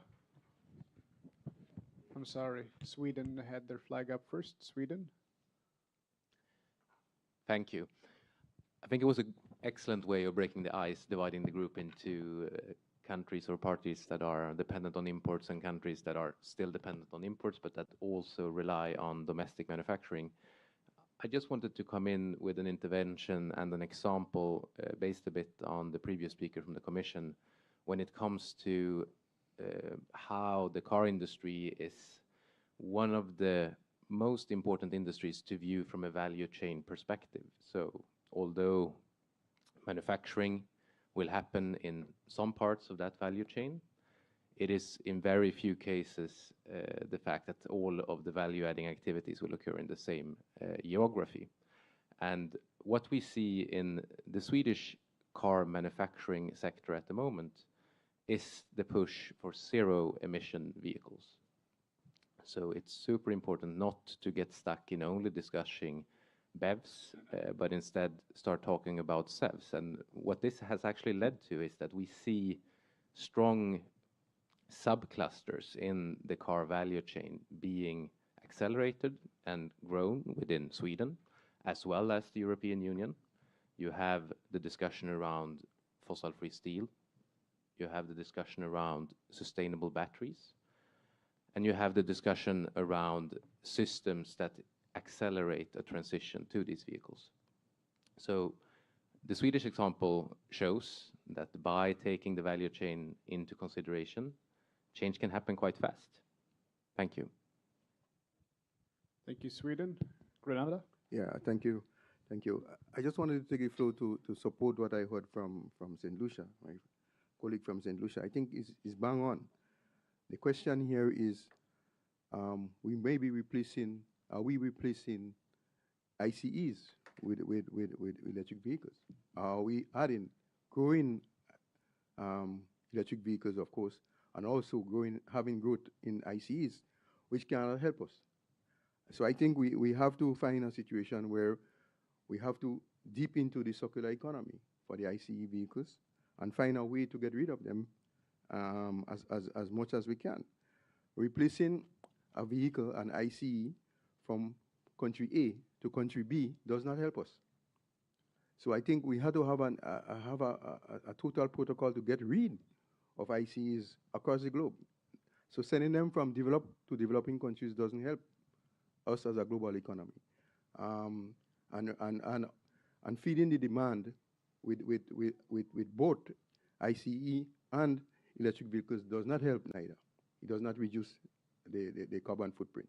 So I think we really need to look deeply into the circular economy aspect and to ensure that we do not have ICE continue to cross in the borders, whether or not they're efficient or inefficient. I think the issue is ICE. So I think we have to move away from the fossil fuel-based transport modes. Thank you. Thank you, Grenada. Next is Belize.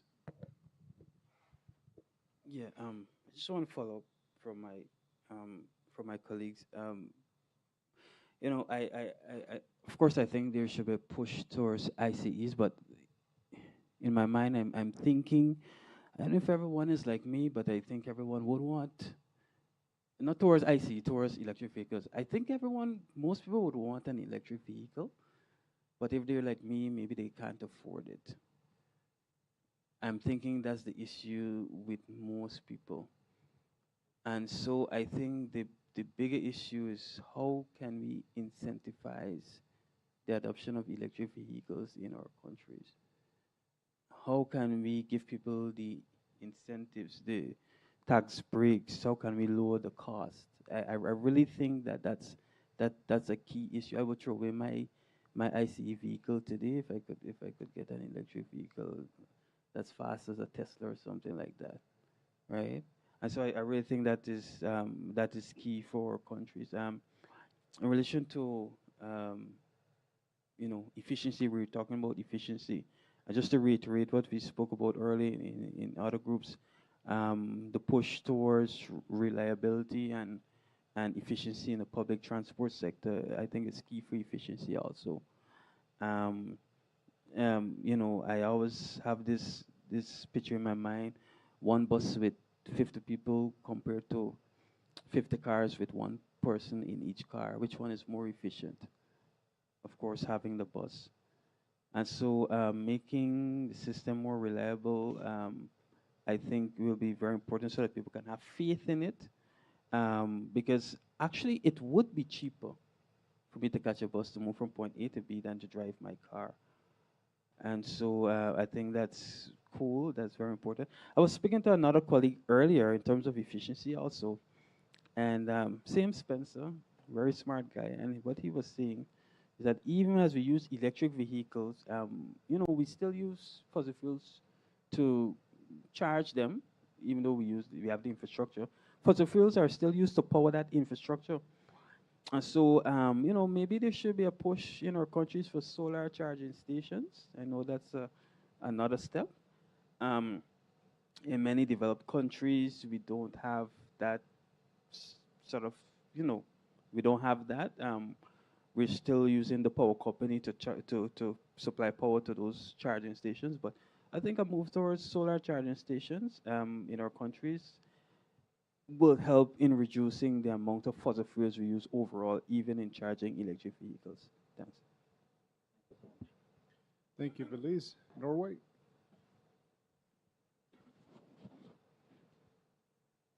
Thank you very much. Just thought I'd pick up on a few points from Belize just now. I think, first of all, just one overarching point, which is the quite staggering efficiency of an electric vehicle compared to the basic energy efficiency of a fossil fuel vehicle. With a fossil fuel vehicle, you are using a lot of energy just in heat, which in Norway in winter can be good. We use it to warm the car, but often it's wasted.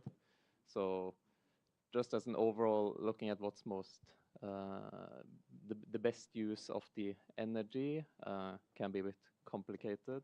And even in a grid where you have fossil fuel powered grid, you can see situations where it's better to have an electric vehicle, and you will definitely avoid the lock-in of fossil fuel vehicles in the long term. And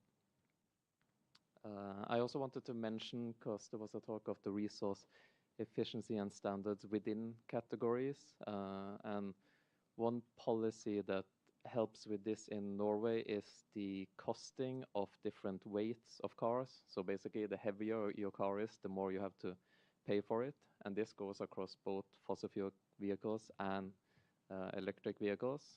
This has a direct impact on the emissions, the energy use, the materials use, all the things we are looking at here. There is also a certain socio-economic aspect to it, because the heavier vehicles are usually the more expensive ones that most rich people are interested in. So I think looking at both across ICE vehicles and electric vehicles, but also within those classes, and looking at targeted policies to encourage the sort of use you want, and making sure that the costs of different vehicle types and different vehicle classes are properly integrated to the consumer who will then buy the car and use it is important. Thank you. Thank you, Norway. European Union, please.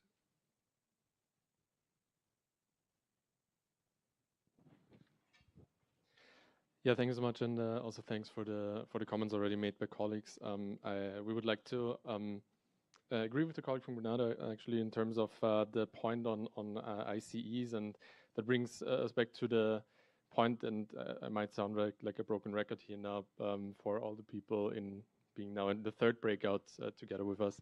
But when we have science and what the IPCC says as a North Star in terms of what we can do to keep 1.5 in reach and what is 1.5 aligned, then we can see that, for instance, efficiency improvements according to the IPCC can contribute around 1 gigaton of CO2 equivalent annual transport emission reductions by 2030, and that's more than 10% of the annual transport emissions. So we're talking about a significant chunk of emissions, and keeping this in mind, I think it's really important when we talk about our intentions of what we want to, how we want to treat this topic.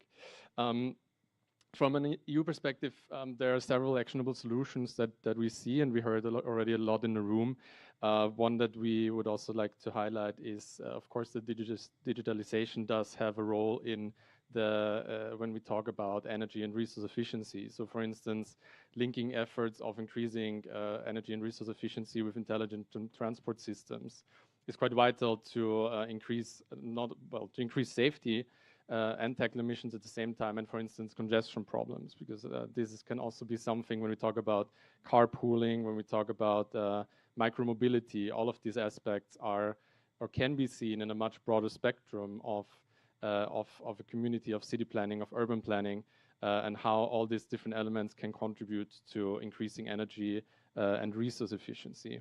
Apart from that, obviously directly supporting or making sure that through policies and regulations, such things as carpooling and micromobility are enabled, but also at the same time research and innovation is enabled for energy and resource efficiency gains is an important topic. And again, this is a breakdown of our North Star that we have, and then going down into subtopics of what we want to see and what are the focus areas for research and innovation to really drive energy and resource efficiency in a way that we can cut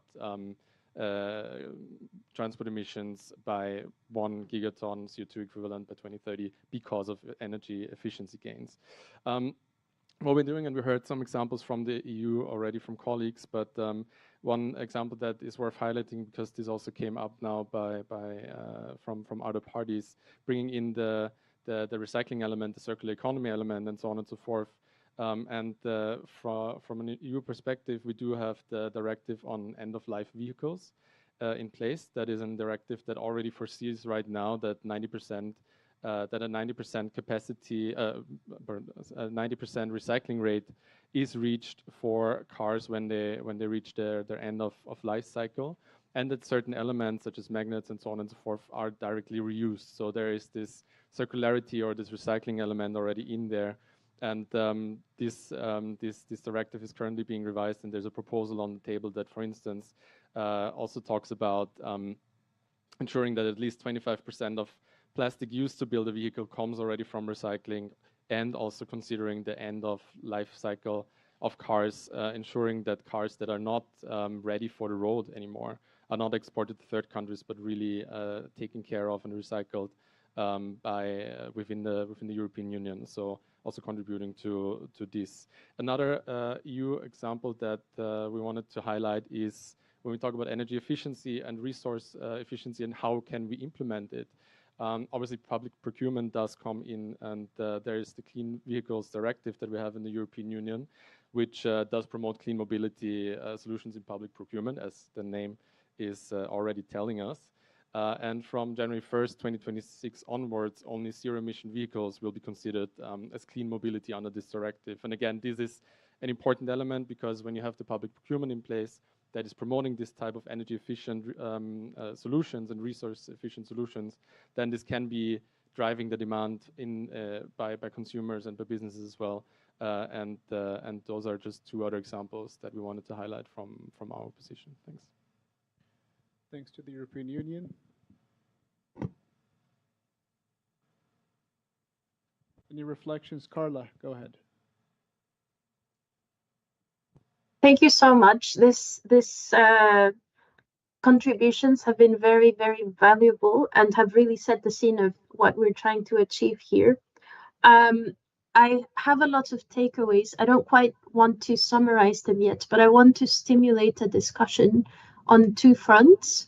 The first one is we've talked by now quite a bit about the fleets or the vehicles that are imported and all the problems that they represent, as we're trying to transition to other types of cars, namely EVs. But we haven't yet addressed the issue about demand as much in this conversation. So I would love to invite you all to mention that aspect as well.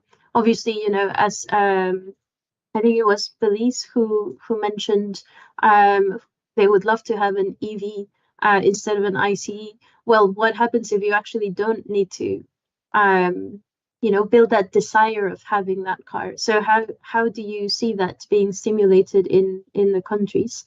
And the other part was actually more on what the EU was touching upon now, which is how to work alongside car exporters so that we can ensure or you can ensure access to valuable data from the fleets that you are receiving, as well as working together to ensure that you receive the more efficient vehicles. So I would love some contributions on these two topics. Thanks, Carla.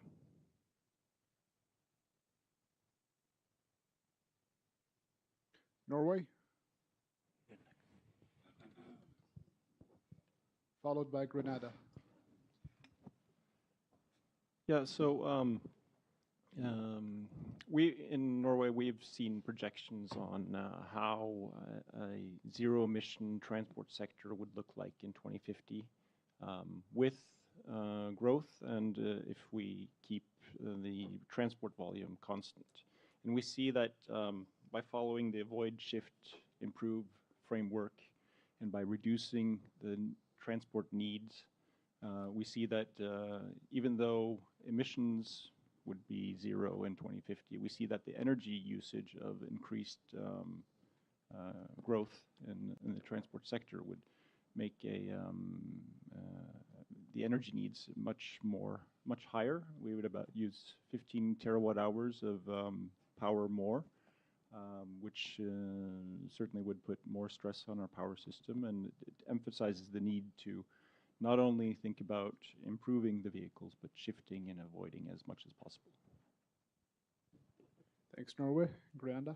Yeah, thank you very much. And on the question of the demand, as indicated, I think we have to look also on the question of supply of ICE vehicles. So if we continue to grow the production of IC because we'll find a way to use them.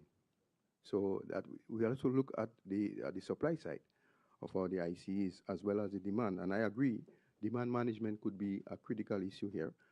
And I think we have to continuously look at replacing whatever increase in demand with a different type of vehicle, not the ICEs. So we have to look both at the demand and the supply side where ICEs are concerned. Thank you. Thank you, Grenada.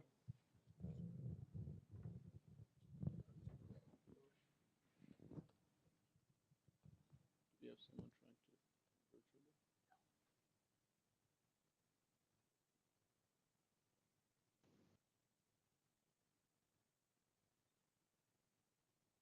virtually?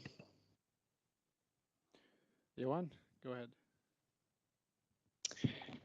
Yes, I'd like to raise another question, and that is basically that there is a risk when we're shifting to electrical vehicles, which will happen, of course, that we still go with the old model, that the old ownership model, where where the cars become bigger and they're parked most of the time with huge batteries. So we also know that we will have a scarcity in terms of minerals for batteries.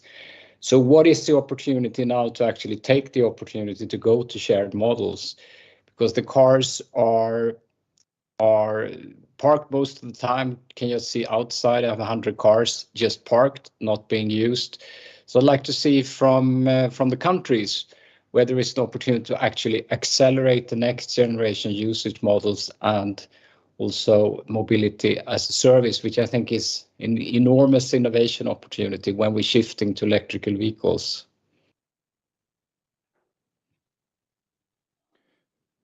Thank you, Johan. New Zealand? Picking up on that point, it's caused me to reflect on my own thinking in terms of car versus, say, electric micromobility, so electric scooter around the city and things like that. And while the scooter is a lot cheaper and things like that, for me, the preferred way of engaging with that is through that mobility as a service way of doing things.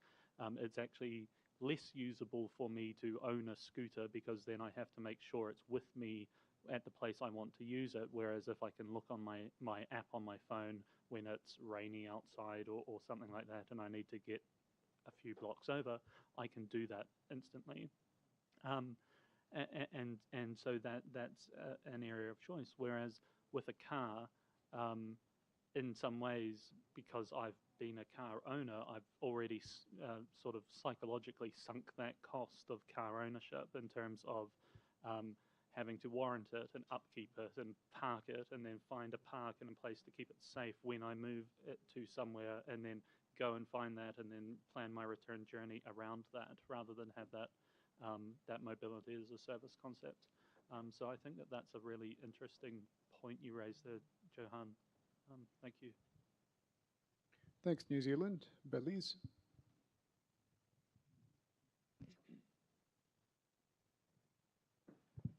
Short point. How to increase demand for electric vehicles? I think that Norway set a good pattern for that. I think if their policies were implemented in many other countries, that it would be good. And what's preventing those policies from being implemented in other countries? So zero duties on the importation of electric vehicles. Beautiful. Free parking, exemptions from other taxes that other vehicles other drivers would have to pay. Exemptions from tolling fees and all of that. Beautiful also. I think that if these policies were widespread in many other countries, that we would see the demand for electric vehicles go sky high. That's just my opinion. Thanks. Thanks, Belize.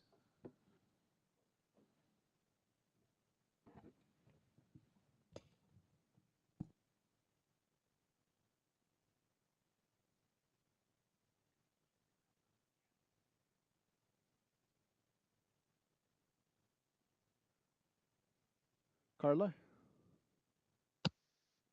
Thank you. I would love to now discuss a little bit, because we have a few more minutes, on waste management strategies.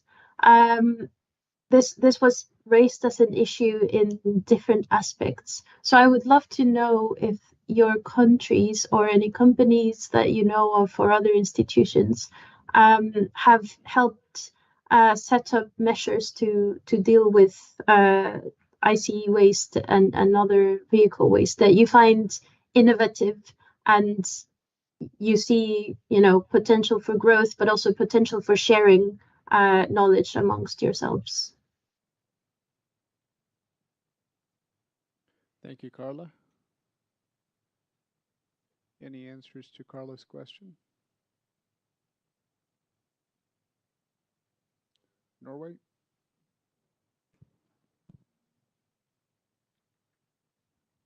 In Norway, we have a system where when you purchase a new vehicle, you have to pay a vrakpant, it's called in Norwegian. You have to pay a fee, a deposit, which you only get back when you deliver your car after end of life for recycling. So basically, you've already paid for the management of the waste, and you get that money back only when you deliver it for proper treatment. Thank you, Norway. Grenada?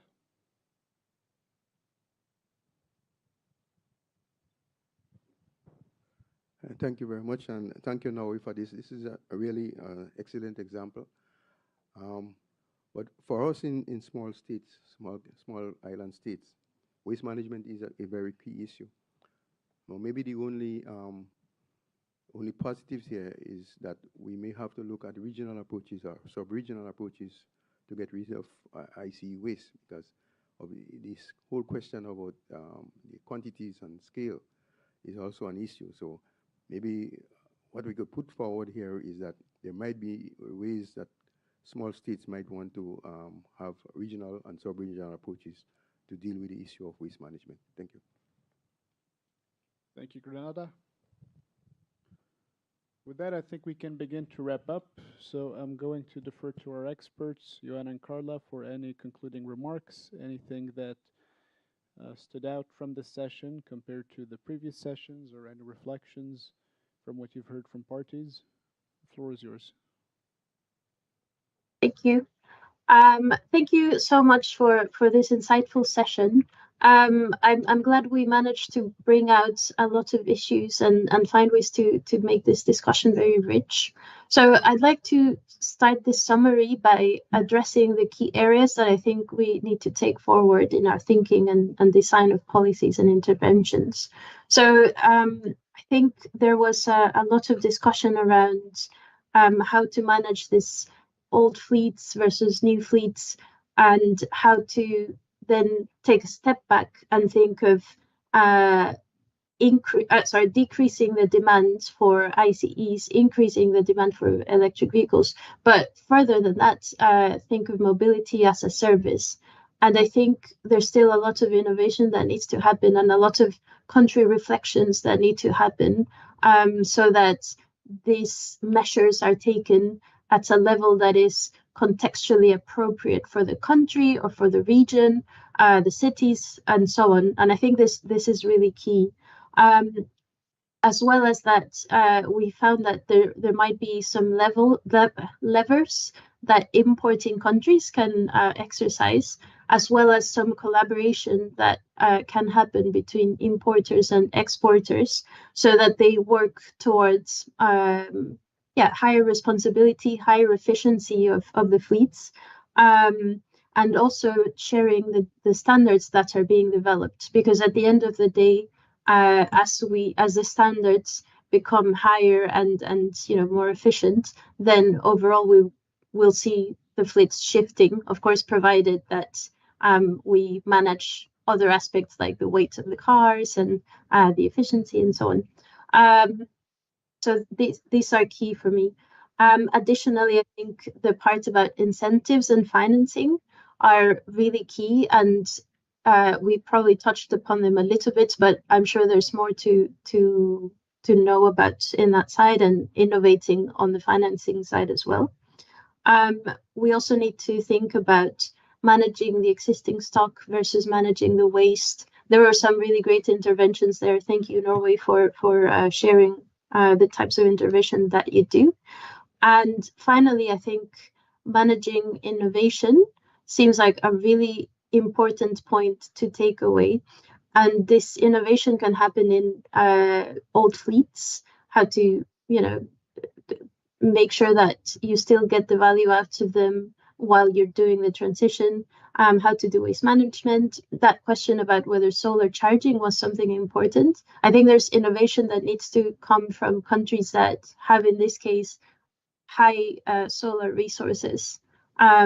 So yeah, keeping those conversations alive and making innovation happen at that level is really important. And another aspect that was mentioned also related to innovation is digitalization. And an example is to deal with congestion and to design systems more efficiently. So I think these are my key takeaways. And I would invite you all to keep these conversations going, because the exchange that we managed to have here was very valuable, in my opinion. Thank you, Carla. Anything to add to that, Johan? That was an excellent summary. I think there is an opportunity to really collaborate around vital few efficient policies and incentives, where there is an opportunity to actually to learn from some of the front runners, both in terms of how to accelerate electrical vehicles, of course, up to much higher levels, but also in terms of driving circularity forward and handling of waste.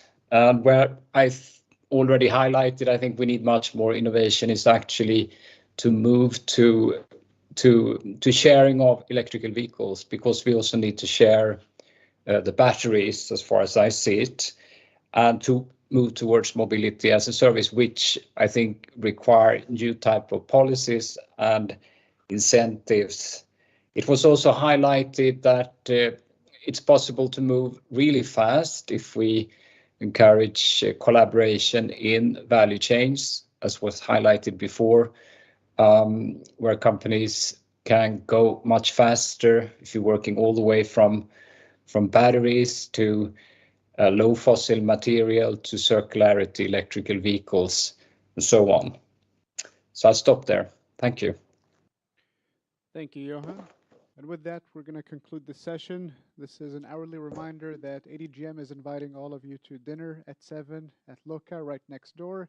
So we look forward to seeing you there. And thank you for your engagement and for your great interventions. Have a nice rest of your day.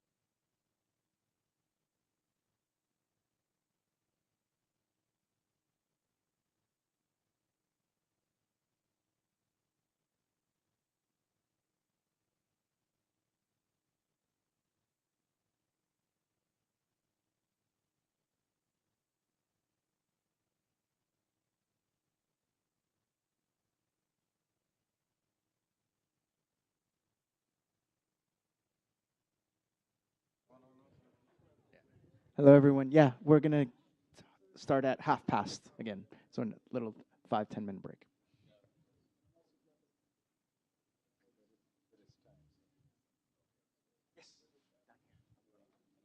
Okay. Yeah, again, there's coffee, refreshments just outside the door here. So there's coffee, water, and etc. So, as you know. Final Exactly.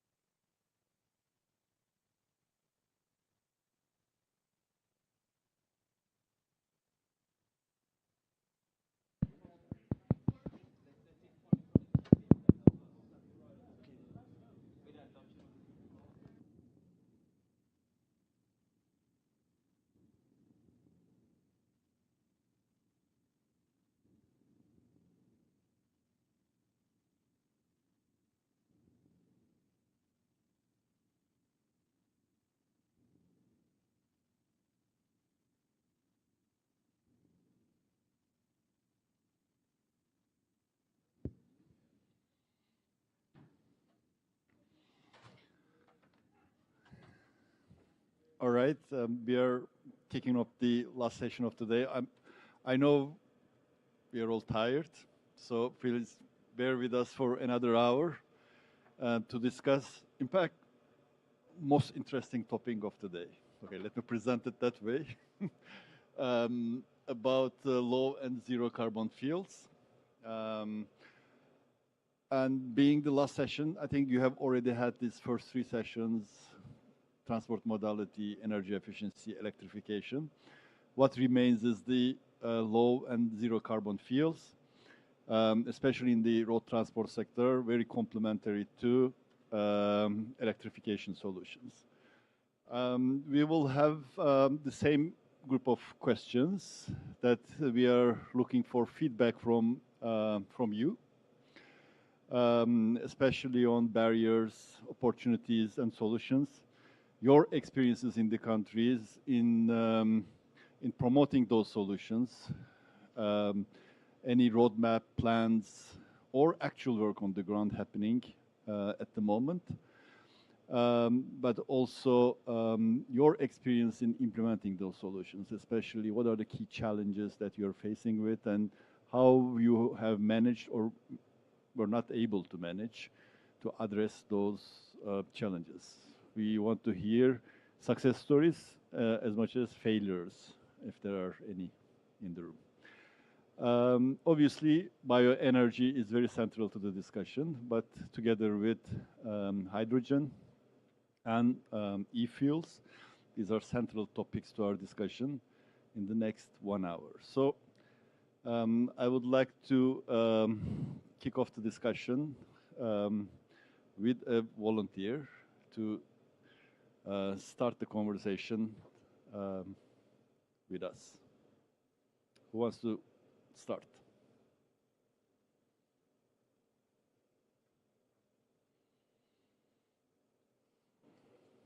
Botswana, yeah. Yes, let me start. Yes, we have had a shift to low carbon fuels, mainly in the form of diesel. We used for a very long time to use the 500 ppm. And when it got to shifting to lower, which is 50 ppm, we had a resistance. You know, most people would not want to change, and they will tell you that it will affect their engines. But what really transpired, which I think was a huge problem, is that with issues of fuel, it's about quantities. If you buy small quantities, you don't get the right price. You really have to buy good figures. And you'll know that coming from Botswana, we don't have a refinery. South Africa used to have a lot of refineries. Most of them have closed. So actually, they are now importing a lot of fuel. That means we are almost like price takers. So what has been happening is that, yes, we formed a regional committee for fuel, especially in terms of setting prices. And we realized that we can't have each country changing on its own. Because when you change in Botswana, the landscape shift to South Africa, they will go to South Africa. If they change, the landscape will shift to Mozambique, they'll go to Mozambique, they'll go to Namibia. So there was generally this agreement that, look, this thing is better we all shift together. Again, at one point, we used to run the two of them together. And what was happening was that now the 50, which was the improved version, was a bit more expensive than the 500. So you'll find this again creates a lot of problems in the market. So the problem, you will never actually get to changing. That means you need to make a decision to shift.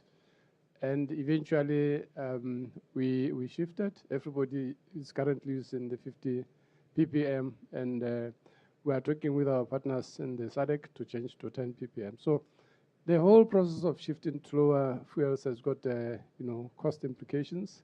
And again, it's about the quantities you buy. If you want to get a tanker, you don't want to be calling for small amounts of fuel. You need to buy sizable amounts so that you can get the right prices. Thank you. I just thought I should share that. Maybe just to add a little bit more, I think there was also a point that was mentioned earlier on in our group discussions, that in terms of local R&D, especially in us developing countries, we need to channel more funds to it, because we have this thing maybe sometimes of looking down on ourselves. We have an example in terms of biofuels, where we did some R&D, and we were able to come up with biodiesel and blending, or what do I call methods to come up with different levels of blending, B50, B40, and we've come up with very satisfying results.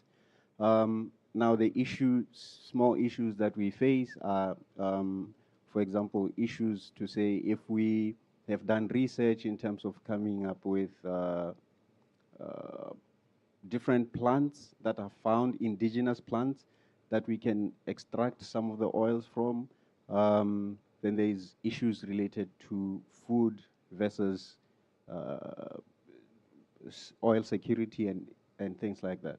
But in terms of like I said when I started, in terms of us being capable, I think we have it in us. It's just that it needs to be enhanced through channeling finance to some of these least developed and developing countries. Thank you. Well noted. Thank you. Anyone else?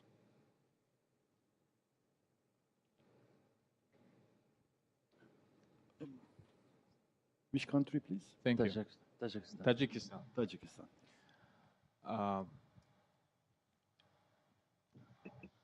Zero carbon fuels. Hydrogen is one of the popular recent days.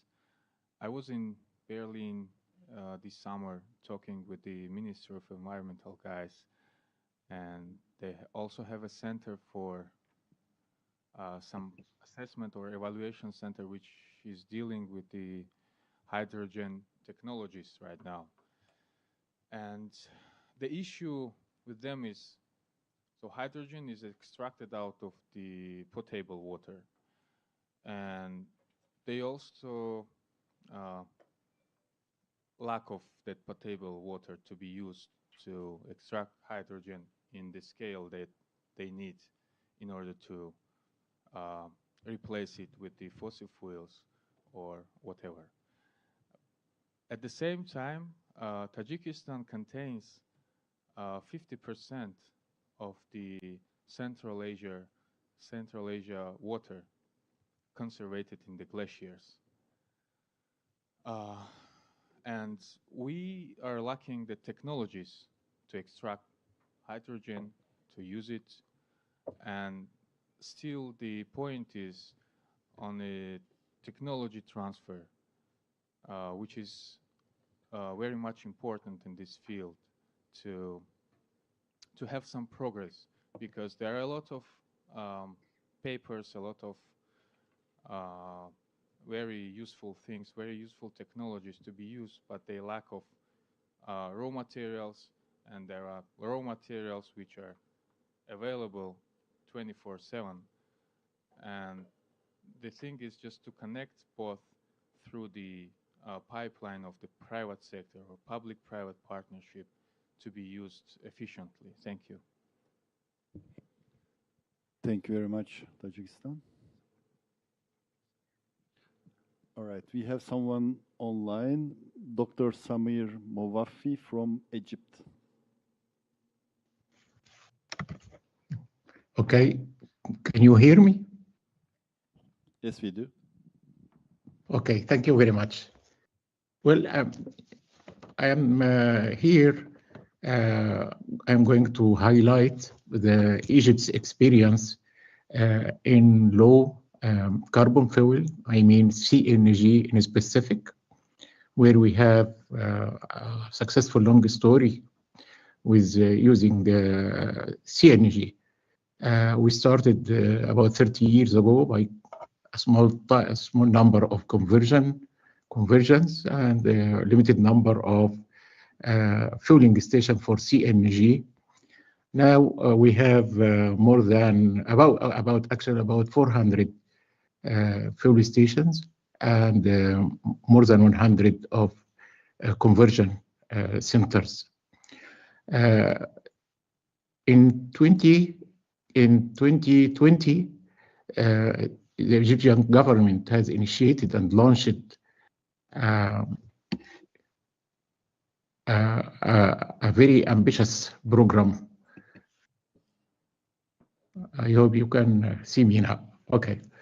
A very ambitious program for utilizing CNG in vehicles, motor vehicles, with a focus on public transit, buses, taxis, microbuses, and minibuses, and private cars as an option available for owners.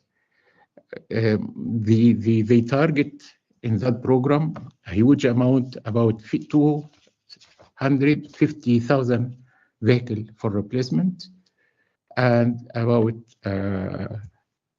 150,000 vehicles for conversion. The replacement is enforced for all vehicles that have working years of more than 20 years. And the replacement for other vehicles who are still in use and can be converted optionally.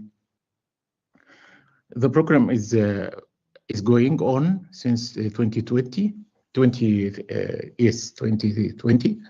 and the budget allocated at that time was about 6.2 billion Egyptian pounds. We did some sort of assessment of the outcomes of such a program. To me, it has a very high potential for mitigation in this sector. Maybe the cost for 1 ton could be even about less $3 to $5 per ton, which is very good compared to other options. But on the other hand, there are some barriers, technological barriers, to cover all this and achieve the whole number of vehicles. The first part, which is going smoothly, is the conversion of engines that are originally designed for gasoline, either new ones or in-use ones. And the cost is very minimal for the conversion. And we have in Egypt a lot of experience in this area, and they can deal with any kind of engines that have maybe advanced technologies in combustion, but they can deal with it, and it's going successfully. The main barrier comes with the microbuses and the buses that are operating currently by diesel, because bi-fuel or dual fuel is not successful in this kind of vehicles. So we have only the repowering. You have to change the engine. And for the buses, we are using CNG dedicated engines, which is very good for public transit buses. When it comes to microbuses, it's a little bit difficult. We don't have this experience yet. And most importantly, it is not cost effective for the user. The cost is very high compared to the conversion. So in some cases, they may go to repowering by gasoline engine and then convert it to bi-fuel. When it is completed successfully, we did approximate come to an estimate of reduction of greenhouse gases by 20% based on the baseline while using the regular fuels, gasoline and diesel. So 20%, which sums up to about 6 million, 0.5 million CO2 emissions. With this limited cost, it will be highly potential in terms of mitigation. In the same time, other pollutants, air pollutants, are reduced by 50 to 99%, depending on what pollutant you are, and 90% for particulates, because natural gas does not have almost particulates. These kind of pollutants associated with a lot of savings of air quality degradation cost, which again have a good impact for Egypt to achieve their sustainable development goals. I think that this option is very good for countries like Egypt, and we know that many African countries and even in the world in our position, and they can deal with it. We need advancement in technologies for diesel engines, but it works. It works in many countries, even for the heavy duty vehicles. It could work also, but it needs some time to go on. This way is much less cost than going to emission standards and the cleaner fuels, which we could not afford. Thank you very much. Thank you very much. We have quite a many interveners coming. Let's start with Grenada. Thank you, Chair. We believe that shifting to low and zero carbon fuels, that is the direction that we should eventually travel. And we believe the question 5, which is on the table, is the most important here in terms of looking at the impacts, the socio-economic impacts. Because the shift to low and zero carbon should have maybe a menu of approaches. Because the question here, they must be context specific. Appropriate is a good word here. A matter of fact, it is appropriate is most appropriate, because you will have to be appropriate for the context in which it is delivered. There are issues of scale, of course. We heard there are issues with hydrogen, the derivatives, the biofuels. All of these, there will be issues. So it's how do we manage and how do we mitigate the negatives, socioeconomic impacts of these have to be factored in the equation. And as such, I believe one of the key considerations should be support for R&D specific to these socioeconomic impacts and capacity to ensure that we do not reverse some of the other gains that we should be making in other aspects of sustainable development. So I want to refocus on the final question, which speaks to sustainable development and also the socioeconomic impacts, which I think is critical as we shift from low and zero carbon fuels. Thank you. Thank you, Grenada. Next is New Zealand. Thank you.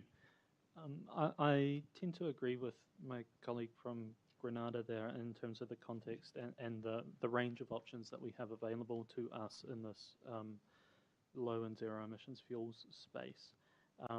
One important bit of that context is the speed of the emissions reductions that we need collectively, and the relative ways in which it's practical and feasible to deploy those emissions reductions technology at pace.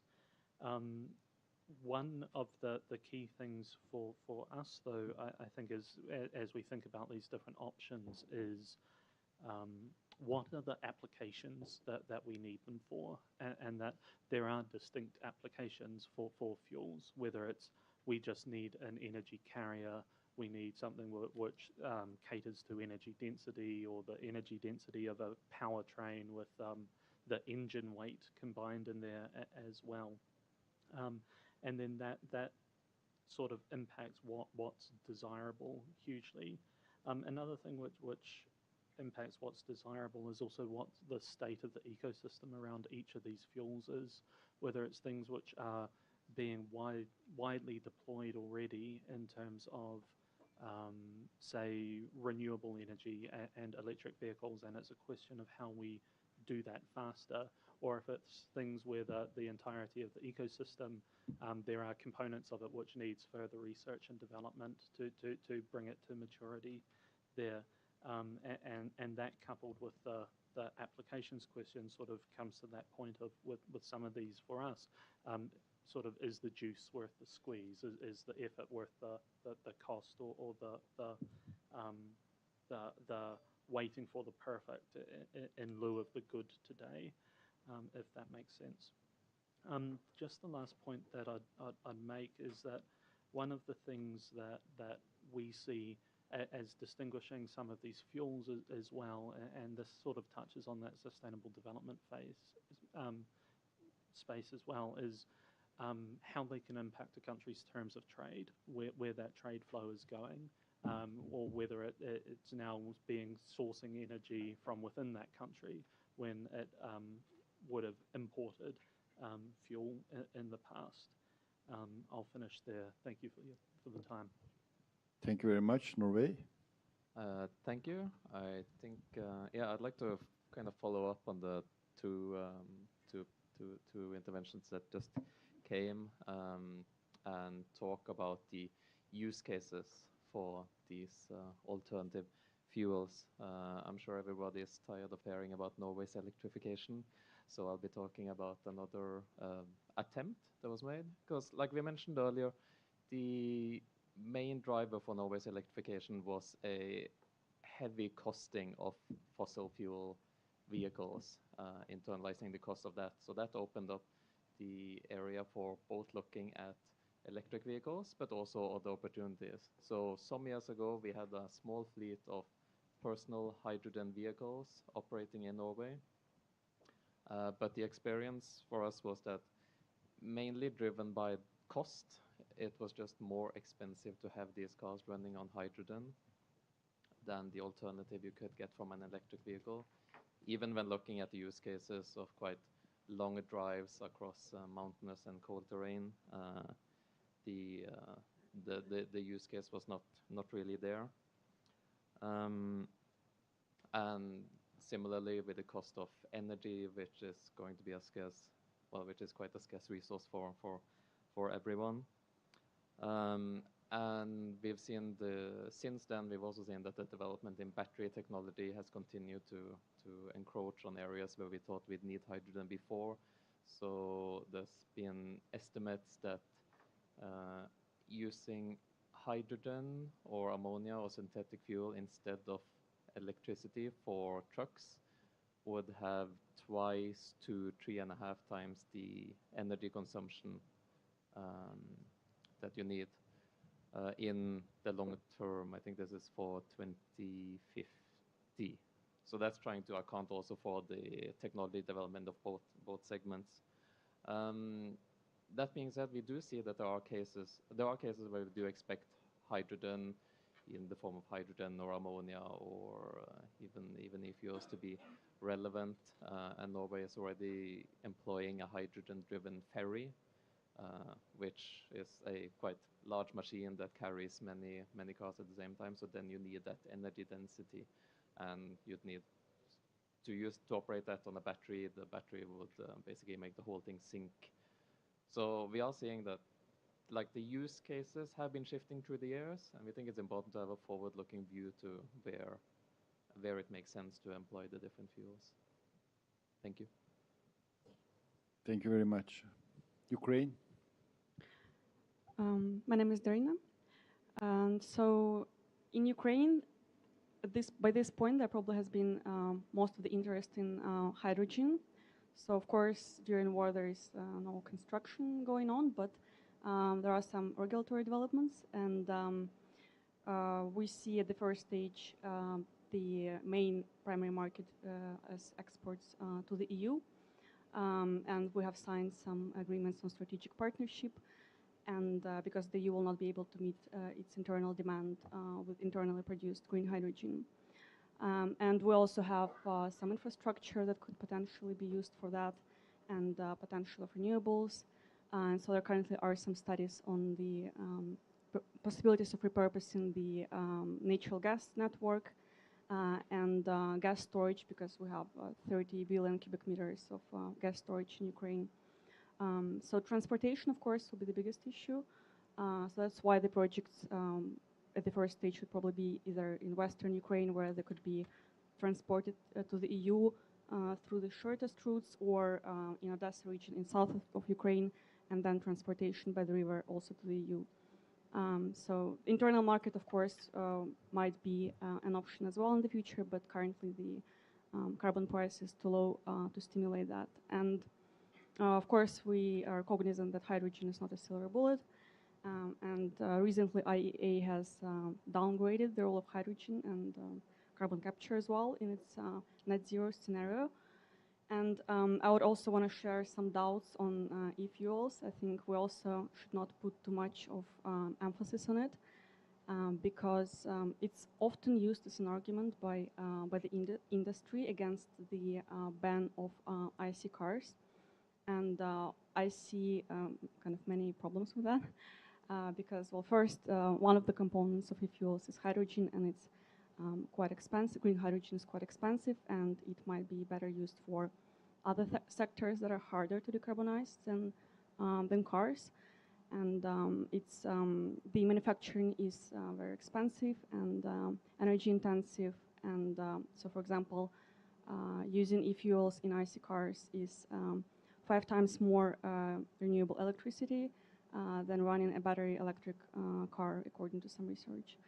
And as for the C component, to be counted as carbon neutral, it needs to be direct air capture, which is also a very nascent technology. And even with that, burning e-petrol in IC cars also leads to the emission of other greenhouse gases, such as methane and nitrous oxide, which are normally not considered in the climate neutrality claims. So to sum up, we will need e-fuels, but for such sectors as planes or shipping, but other solutions perhaps are more feasible for cars. Thank you. Thank you. EU. Thanks so much also for facilitating and also for the comments from other delegates here. We heard a lot that we also have as our main points. I'll try to make this short and not being too repetitive. But again, trying to be guided or being guided by the science, by our common goal of the Paris Agreement, by keeping 1.5 in reach. With respect to low and zero carbon fuels, what we see is essentially is to highlight that where electrification is not possible right now, or not yet available in the near future, then e-fuels, low and zero carbon fuels are a technology that we can use to replace fossil fuels. But as we heard from the colleagues from New Zealand, as we heard from the colleague from Ukraine, from other colleagues, we really need to be attentive to which type of technologies do we actually want to be the using technologies of low and zero carbon fuels. And here we need to focus on the hard to abate sectors more than anything else, where these fuels will be important and where these fuels will have a role. But we also need to see that there are other technologies, and I think the example presented by the Ukraine colleague for ICE is a very striking example in terms of that here electrification is just the much better choice. We also need to think, talking about the mitigation work program, that we are discussing to rapidly scaling up the ambition implementation in this decade, and a lot of the impacts that will come from lower zero carbon fuels might only materialize in the next decade. So also keeping this in mind, that there's obviously technologies in development, and therefore this will have a limited impact in the near future. Where it will, what we also see is that because we had in the note and in the agenda, this subtopic also referred to compressed natural gas.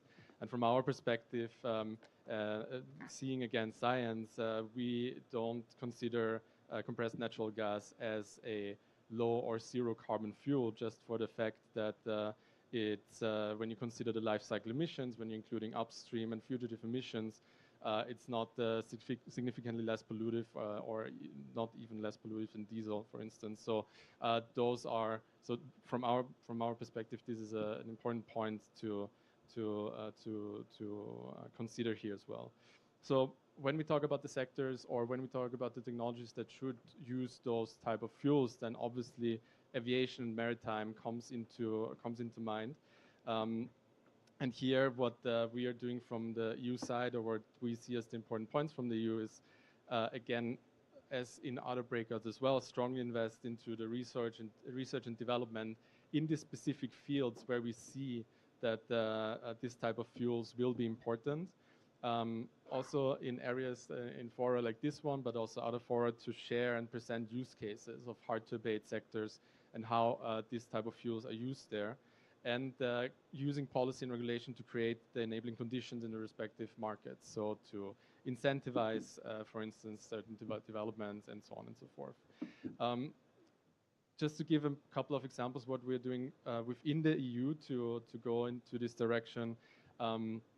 So we do have the emission trading system in place, and this one is going to cover CO2 emissions from all large ships as well entering EU ports, and is starting to phase out free allowances for aviation companies. So those are two elements that should create the incentive for companies and businesses in aviation and maritime to shift to low carbon fuels. And what we also have in place is the two regulations, the Fuel EU Maritime Regulation and the Refuel Aviation Regulation, that gradually, starting now until 2050, give a way forward to with respect to the greenhouse gas intensity in aviation and maritime. So, for instance, starting obviously with an initial reduction of 2% in 2025 of greenhouse gas intensity, but then this is scaling up to 2050 to be in line with our climate neutrality target of 2050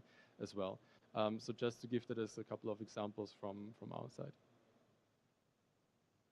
Maybe just one comment on the factor and on the comment that was made related to the factor, the difference in terms of battery electrification versus renewable fuels, the factor that was cited, which is about 5. I think this is one of the studies that I personally looked very closely at the numbers and the calculations. The numbers, and that has been verified by, eFuel Alliance and few other entities. The number is typically about 2.4 rather than 5. And the explanation behind that is that where you produce the electricity and where do you move that electricity? So there is transmission and lines that you have to deal with. There is also the heating and cooling requirement and going through the drive cycle that goes through, that the vehicle goes through, which brings that factor or the delta between BEV versus renewable to about 2.4.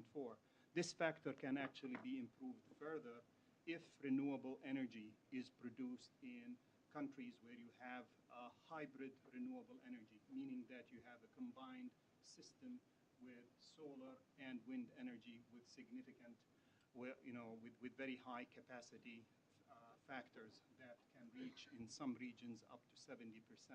And that factor can go actually, about 1.7. So going from 5, which one study has at least the one that I am aware of, has pointed that out, goes down to about 2.4 in reality because of the practical implications associated with running the vehicle under real running conditions, and that can be further improved to about 1.7 if you produce the renewable energy in countries like North Africa. Thank you. Maybe the next intervention from Costa Rica.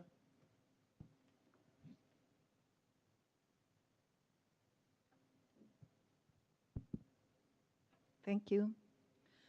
So in Costa Rica, since the 70s, we have, our government have tried to conserve our forest and our biodiversity. We almost have more than 50% of our territory is protected areas. So in that moment, the government bet about conservation is necessary for improve the tourism sector that is one of the principal incomes in Costa Rica.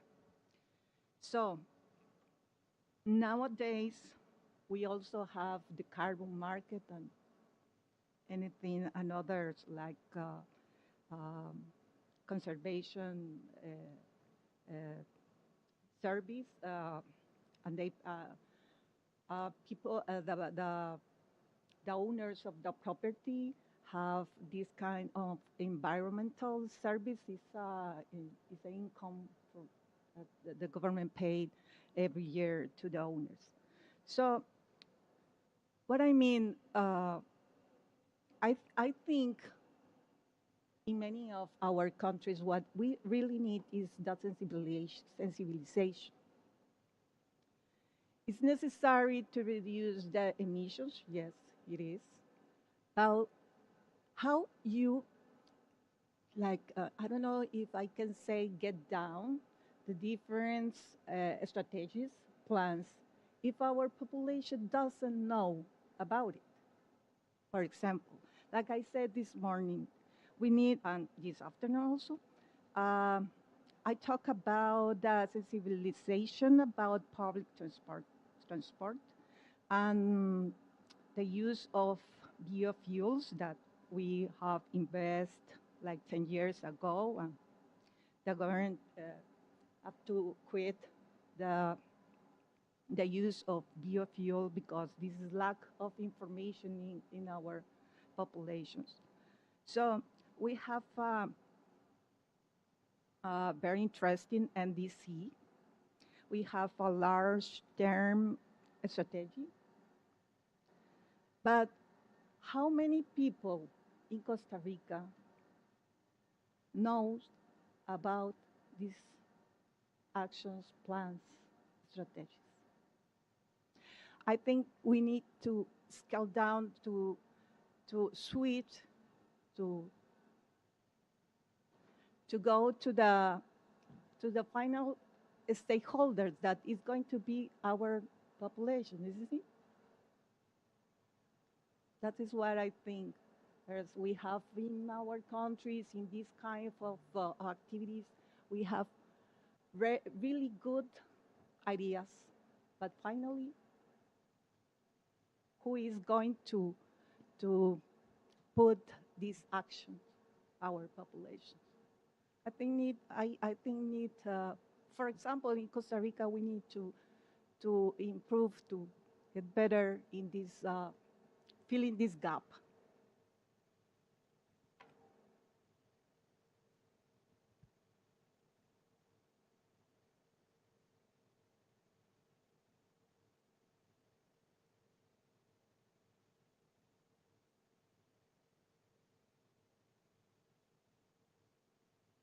Next is Egypt. Thank you. I just have very quick comments on what my colleague from the European Union said. First, about the EU classification or criteria regarding the compressed natural gas. I think it is very much connected and to be seen within the context of the conditions, the abilities of each country to take significant steps given the social economic effects to move forward. We know what is the compressed natural gas and how it is being considered, but as Egypt, we are not seeking net zero transport system or something like this, but otherwise we are taking gradual steps, and I mean, the broader context is to accommodate hundreds of thousands of people dependent on specific types and specific modes of transportation, and also I think the significant portion of the cars that has been transformed under this program were taxi. So the taxi system in Egypt is significant for the livelihood of, I would say, hundreds of thousands of people. So it was a significant step, and as I said, Egypt is not seeking neutrality in this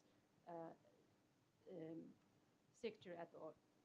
The other thing nowadays, when it comes to the enabling environment for the transition, Egypt, over the 10 years, the last 10 years, had undergone, I would say, a major transition within the public transportation system. We electrified significant modes of transportation, of public transportation in Egypt. But, for example, we finalized first and second stages of specific projects, but when we tried to negotiate over the terms of finance of the third and fourth phase of this projects, of these projects, in fact, we found out that the conditions are really tough. And the cost of finance, I think, is incredible for the developing countries, including mine. So the enabling conditions are not there, and the developing countries are not the ones to be blamed for this. But otherwise, the international financial system, and we know under the convention what are the terms for finance in this respect. So this is what I have for the time being. Thank you. Thank you. Next is India. Thank you, facilitators. Vis-a-vis the road transportation, there has been a lot of discussion around finance and technology and the scale-up and cost to the developing countries. So I'm not repeating that. I just wanted to highlight how we are looking at decarbonizing the hard-to-abate sector. And India has National Green Hydrogen Mission in place, which is looking at accelerating the deployment of the green hydrogen as a clean fuel of the future, and also congruently develop the supply chains. So we are looking at driving down the cost of green hydrogen, given that we have abundant renewable energy sources, and we're also looking at the increasing and enhancing of the electrolyzer manufacturing facility of up to 60 gigawatt by 2030. Vis-a-vis the biofuels and the other zero carbon fuels, even though we have a mandate of ethanol blending of 10%, I fear that we must and have to consider the food, water, fuel nexus here and the trade-off that we have with the food for the teeming population of the developing countries. Thank you. Great. Ukraine. Ukraine is next. So I would like to come back for a moment to some skepticism of e-fuels and the point that was made. And I agree that there probably are areas where renewable energy is the cheapest and it's maybe makes more sense to produce it there. But then the question is, will the production there be enough to satisfy the demand to decarbonize transport? And to give some idea of numbers, to meet the EU target of minus 55 emissions decrease by 2030, we'll need 3.7 million e-cars compared to what's now, which will require 23 billion liters of e-fuel in 2030 year.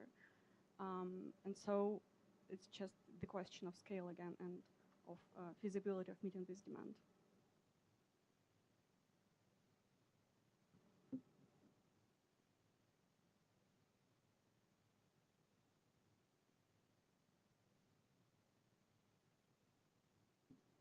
Any other intervention?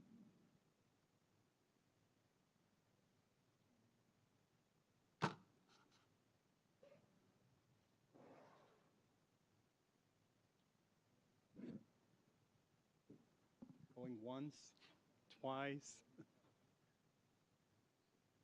No takers? Dinner? Yeah.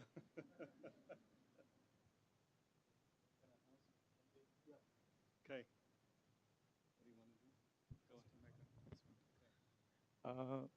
So I think we're going to go for dinner early. We have an invitation for a welcome dinner from the COP28 presidency team. So this is supposed to be the direction. So we are going to go back to Four Seasons, the same place that was for lunch, but to a different restaurant in the Galleria. So the instructions are that you have to go to the lift that's on the picture with the arrow here. When you go there, and take the lift down to the L2 floor. And then you will see the restaurant outside. The name is Loca. I guess the Latin friends would know. Find it easy to remember, but for others, it's just to go back to Four Seasons. I believe there will be other people to guide you. There is the board, as you see here on that, and the lifts just behind that. It's in the lobby of the Four Seasons. And also, just a reminder for all those who have not collected the IFE badges for the 17th. So I understand that not all the badges are printed yet. There might be some more badges that will be printed in the morning. So please collect it between this evening and tomorrow morning, because at 12 o'clock by midday, the registration desk will close. So you will have to collect your badges before midday. Thank you very much, and have a good night and enjoy your dinner.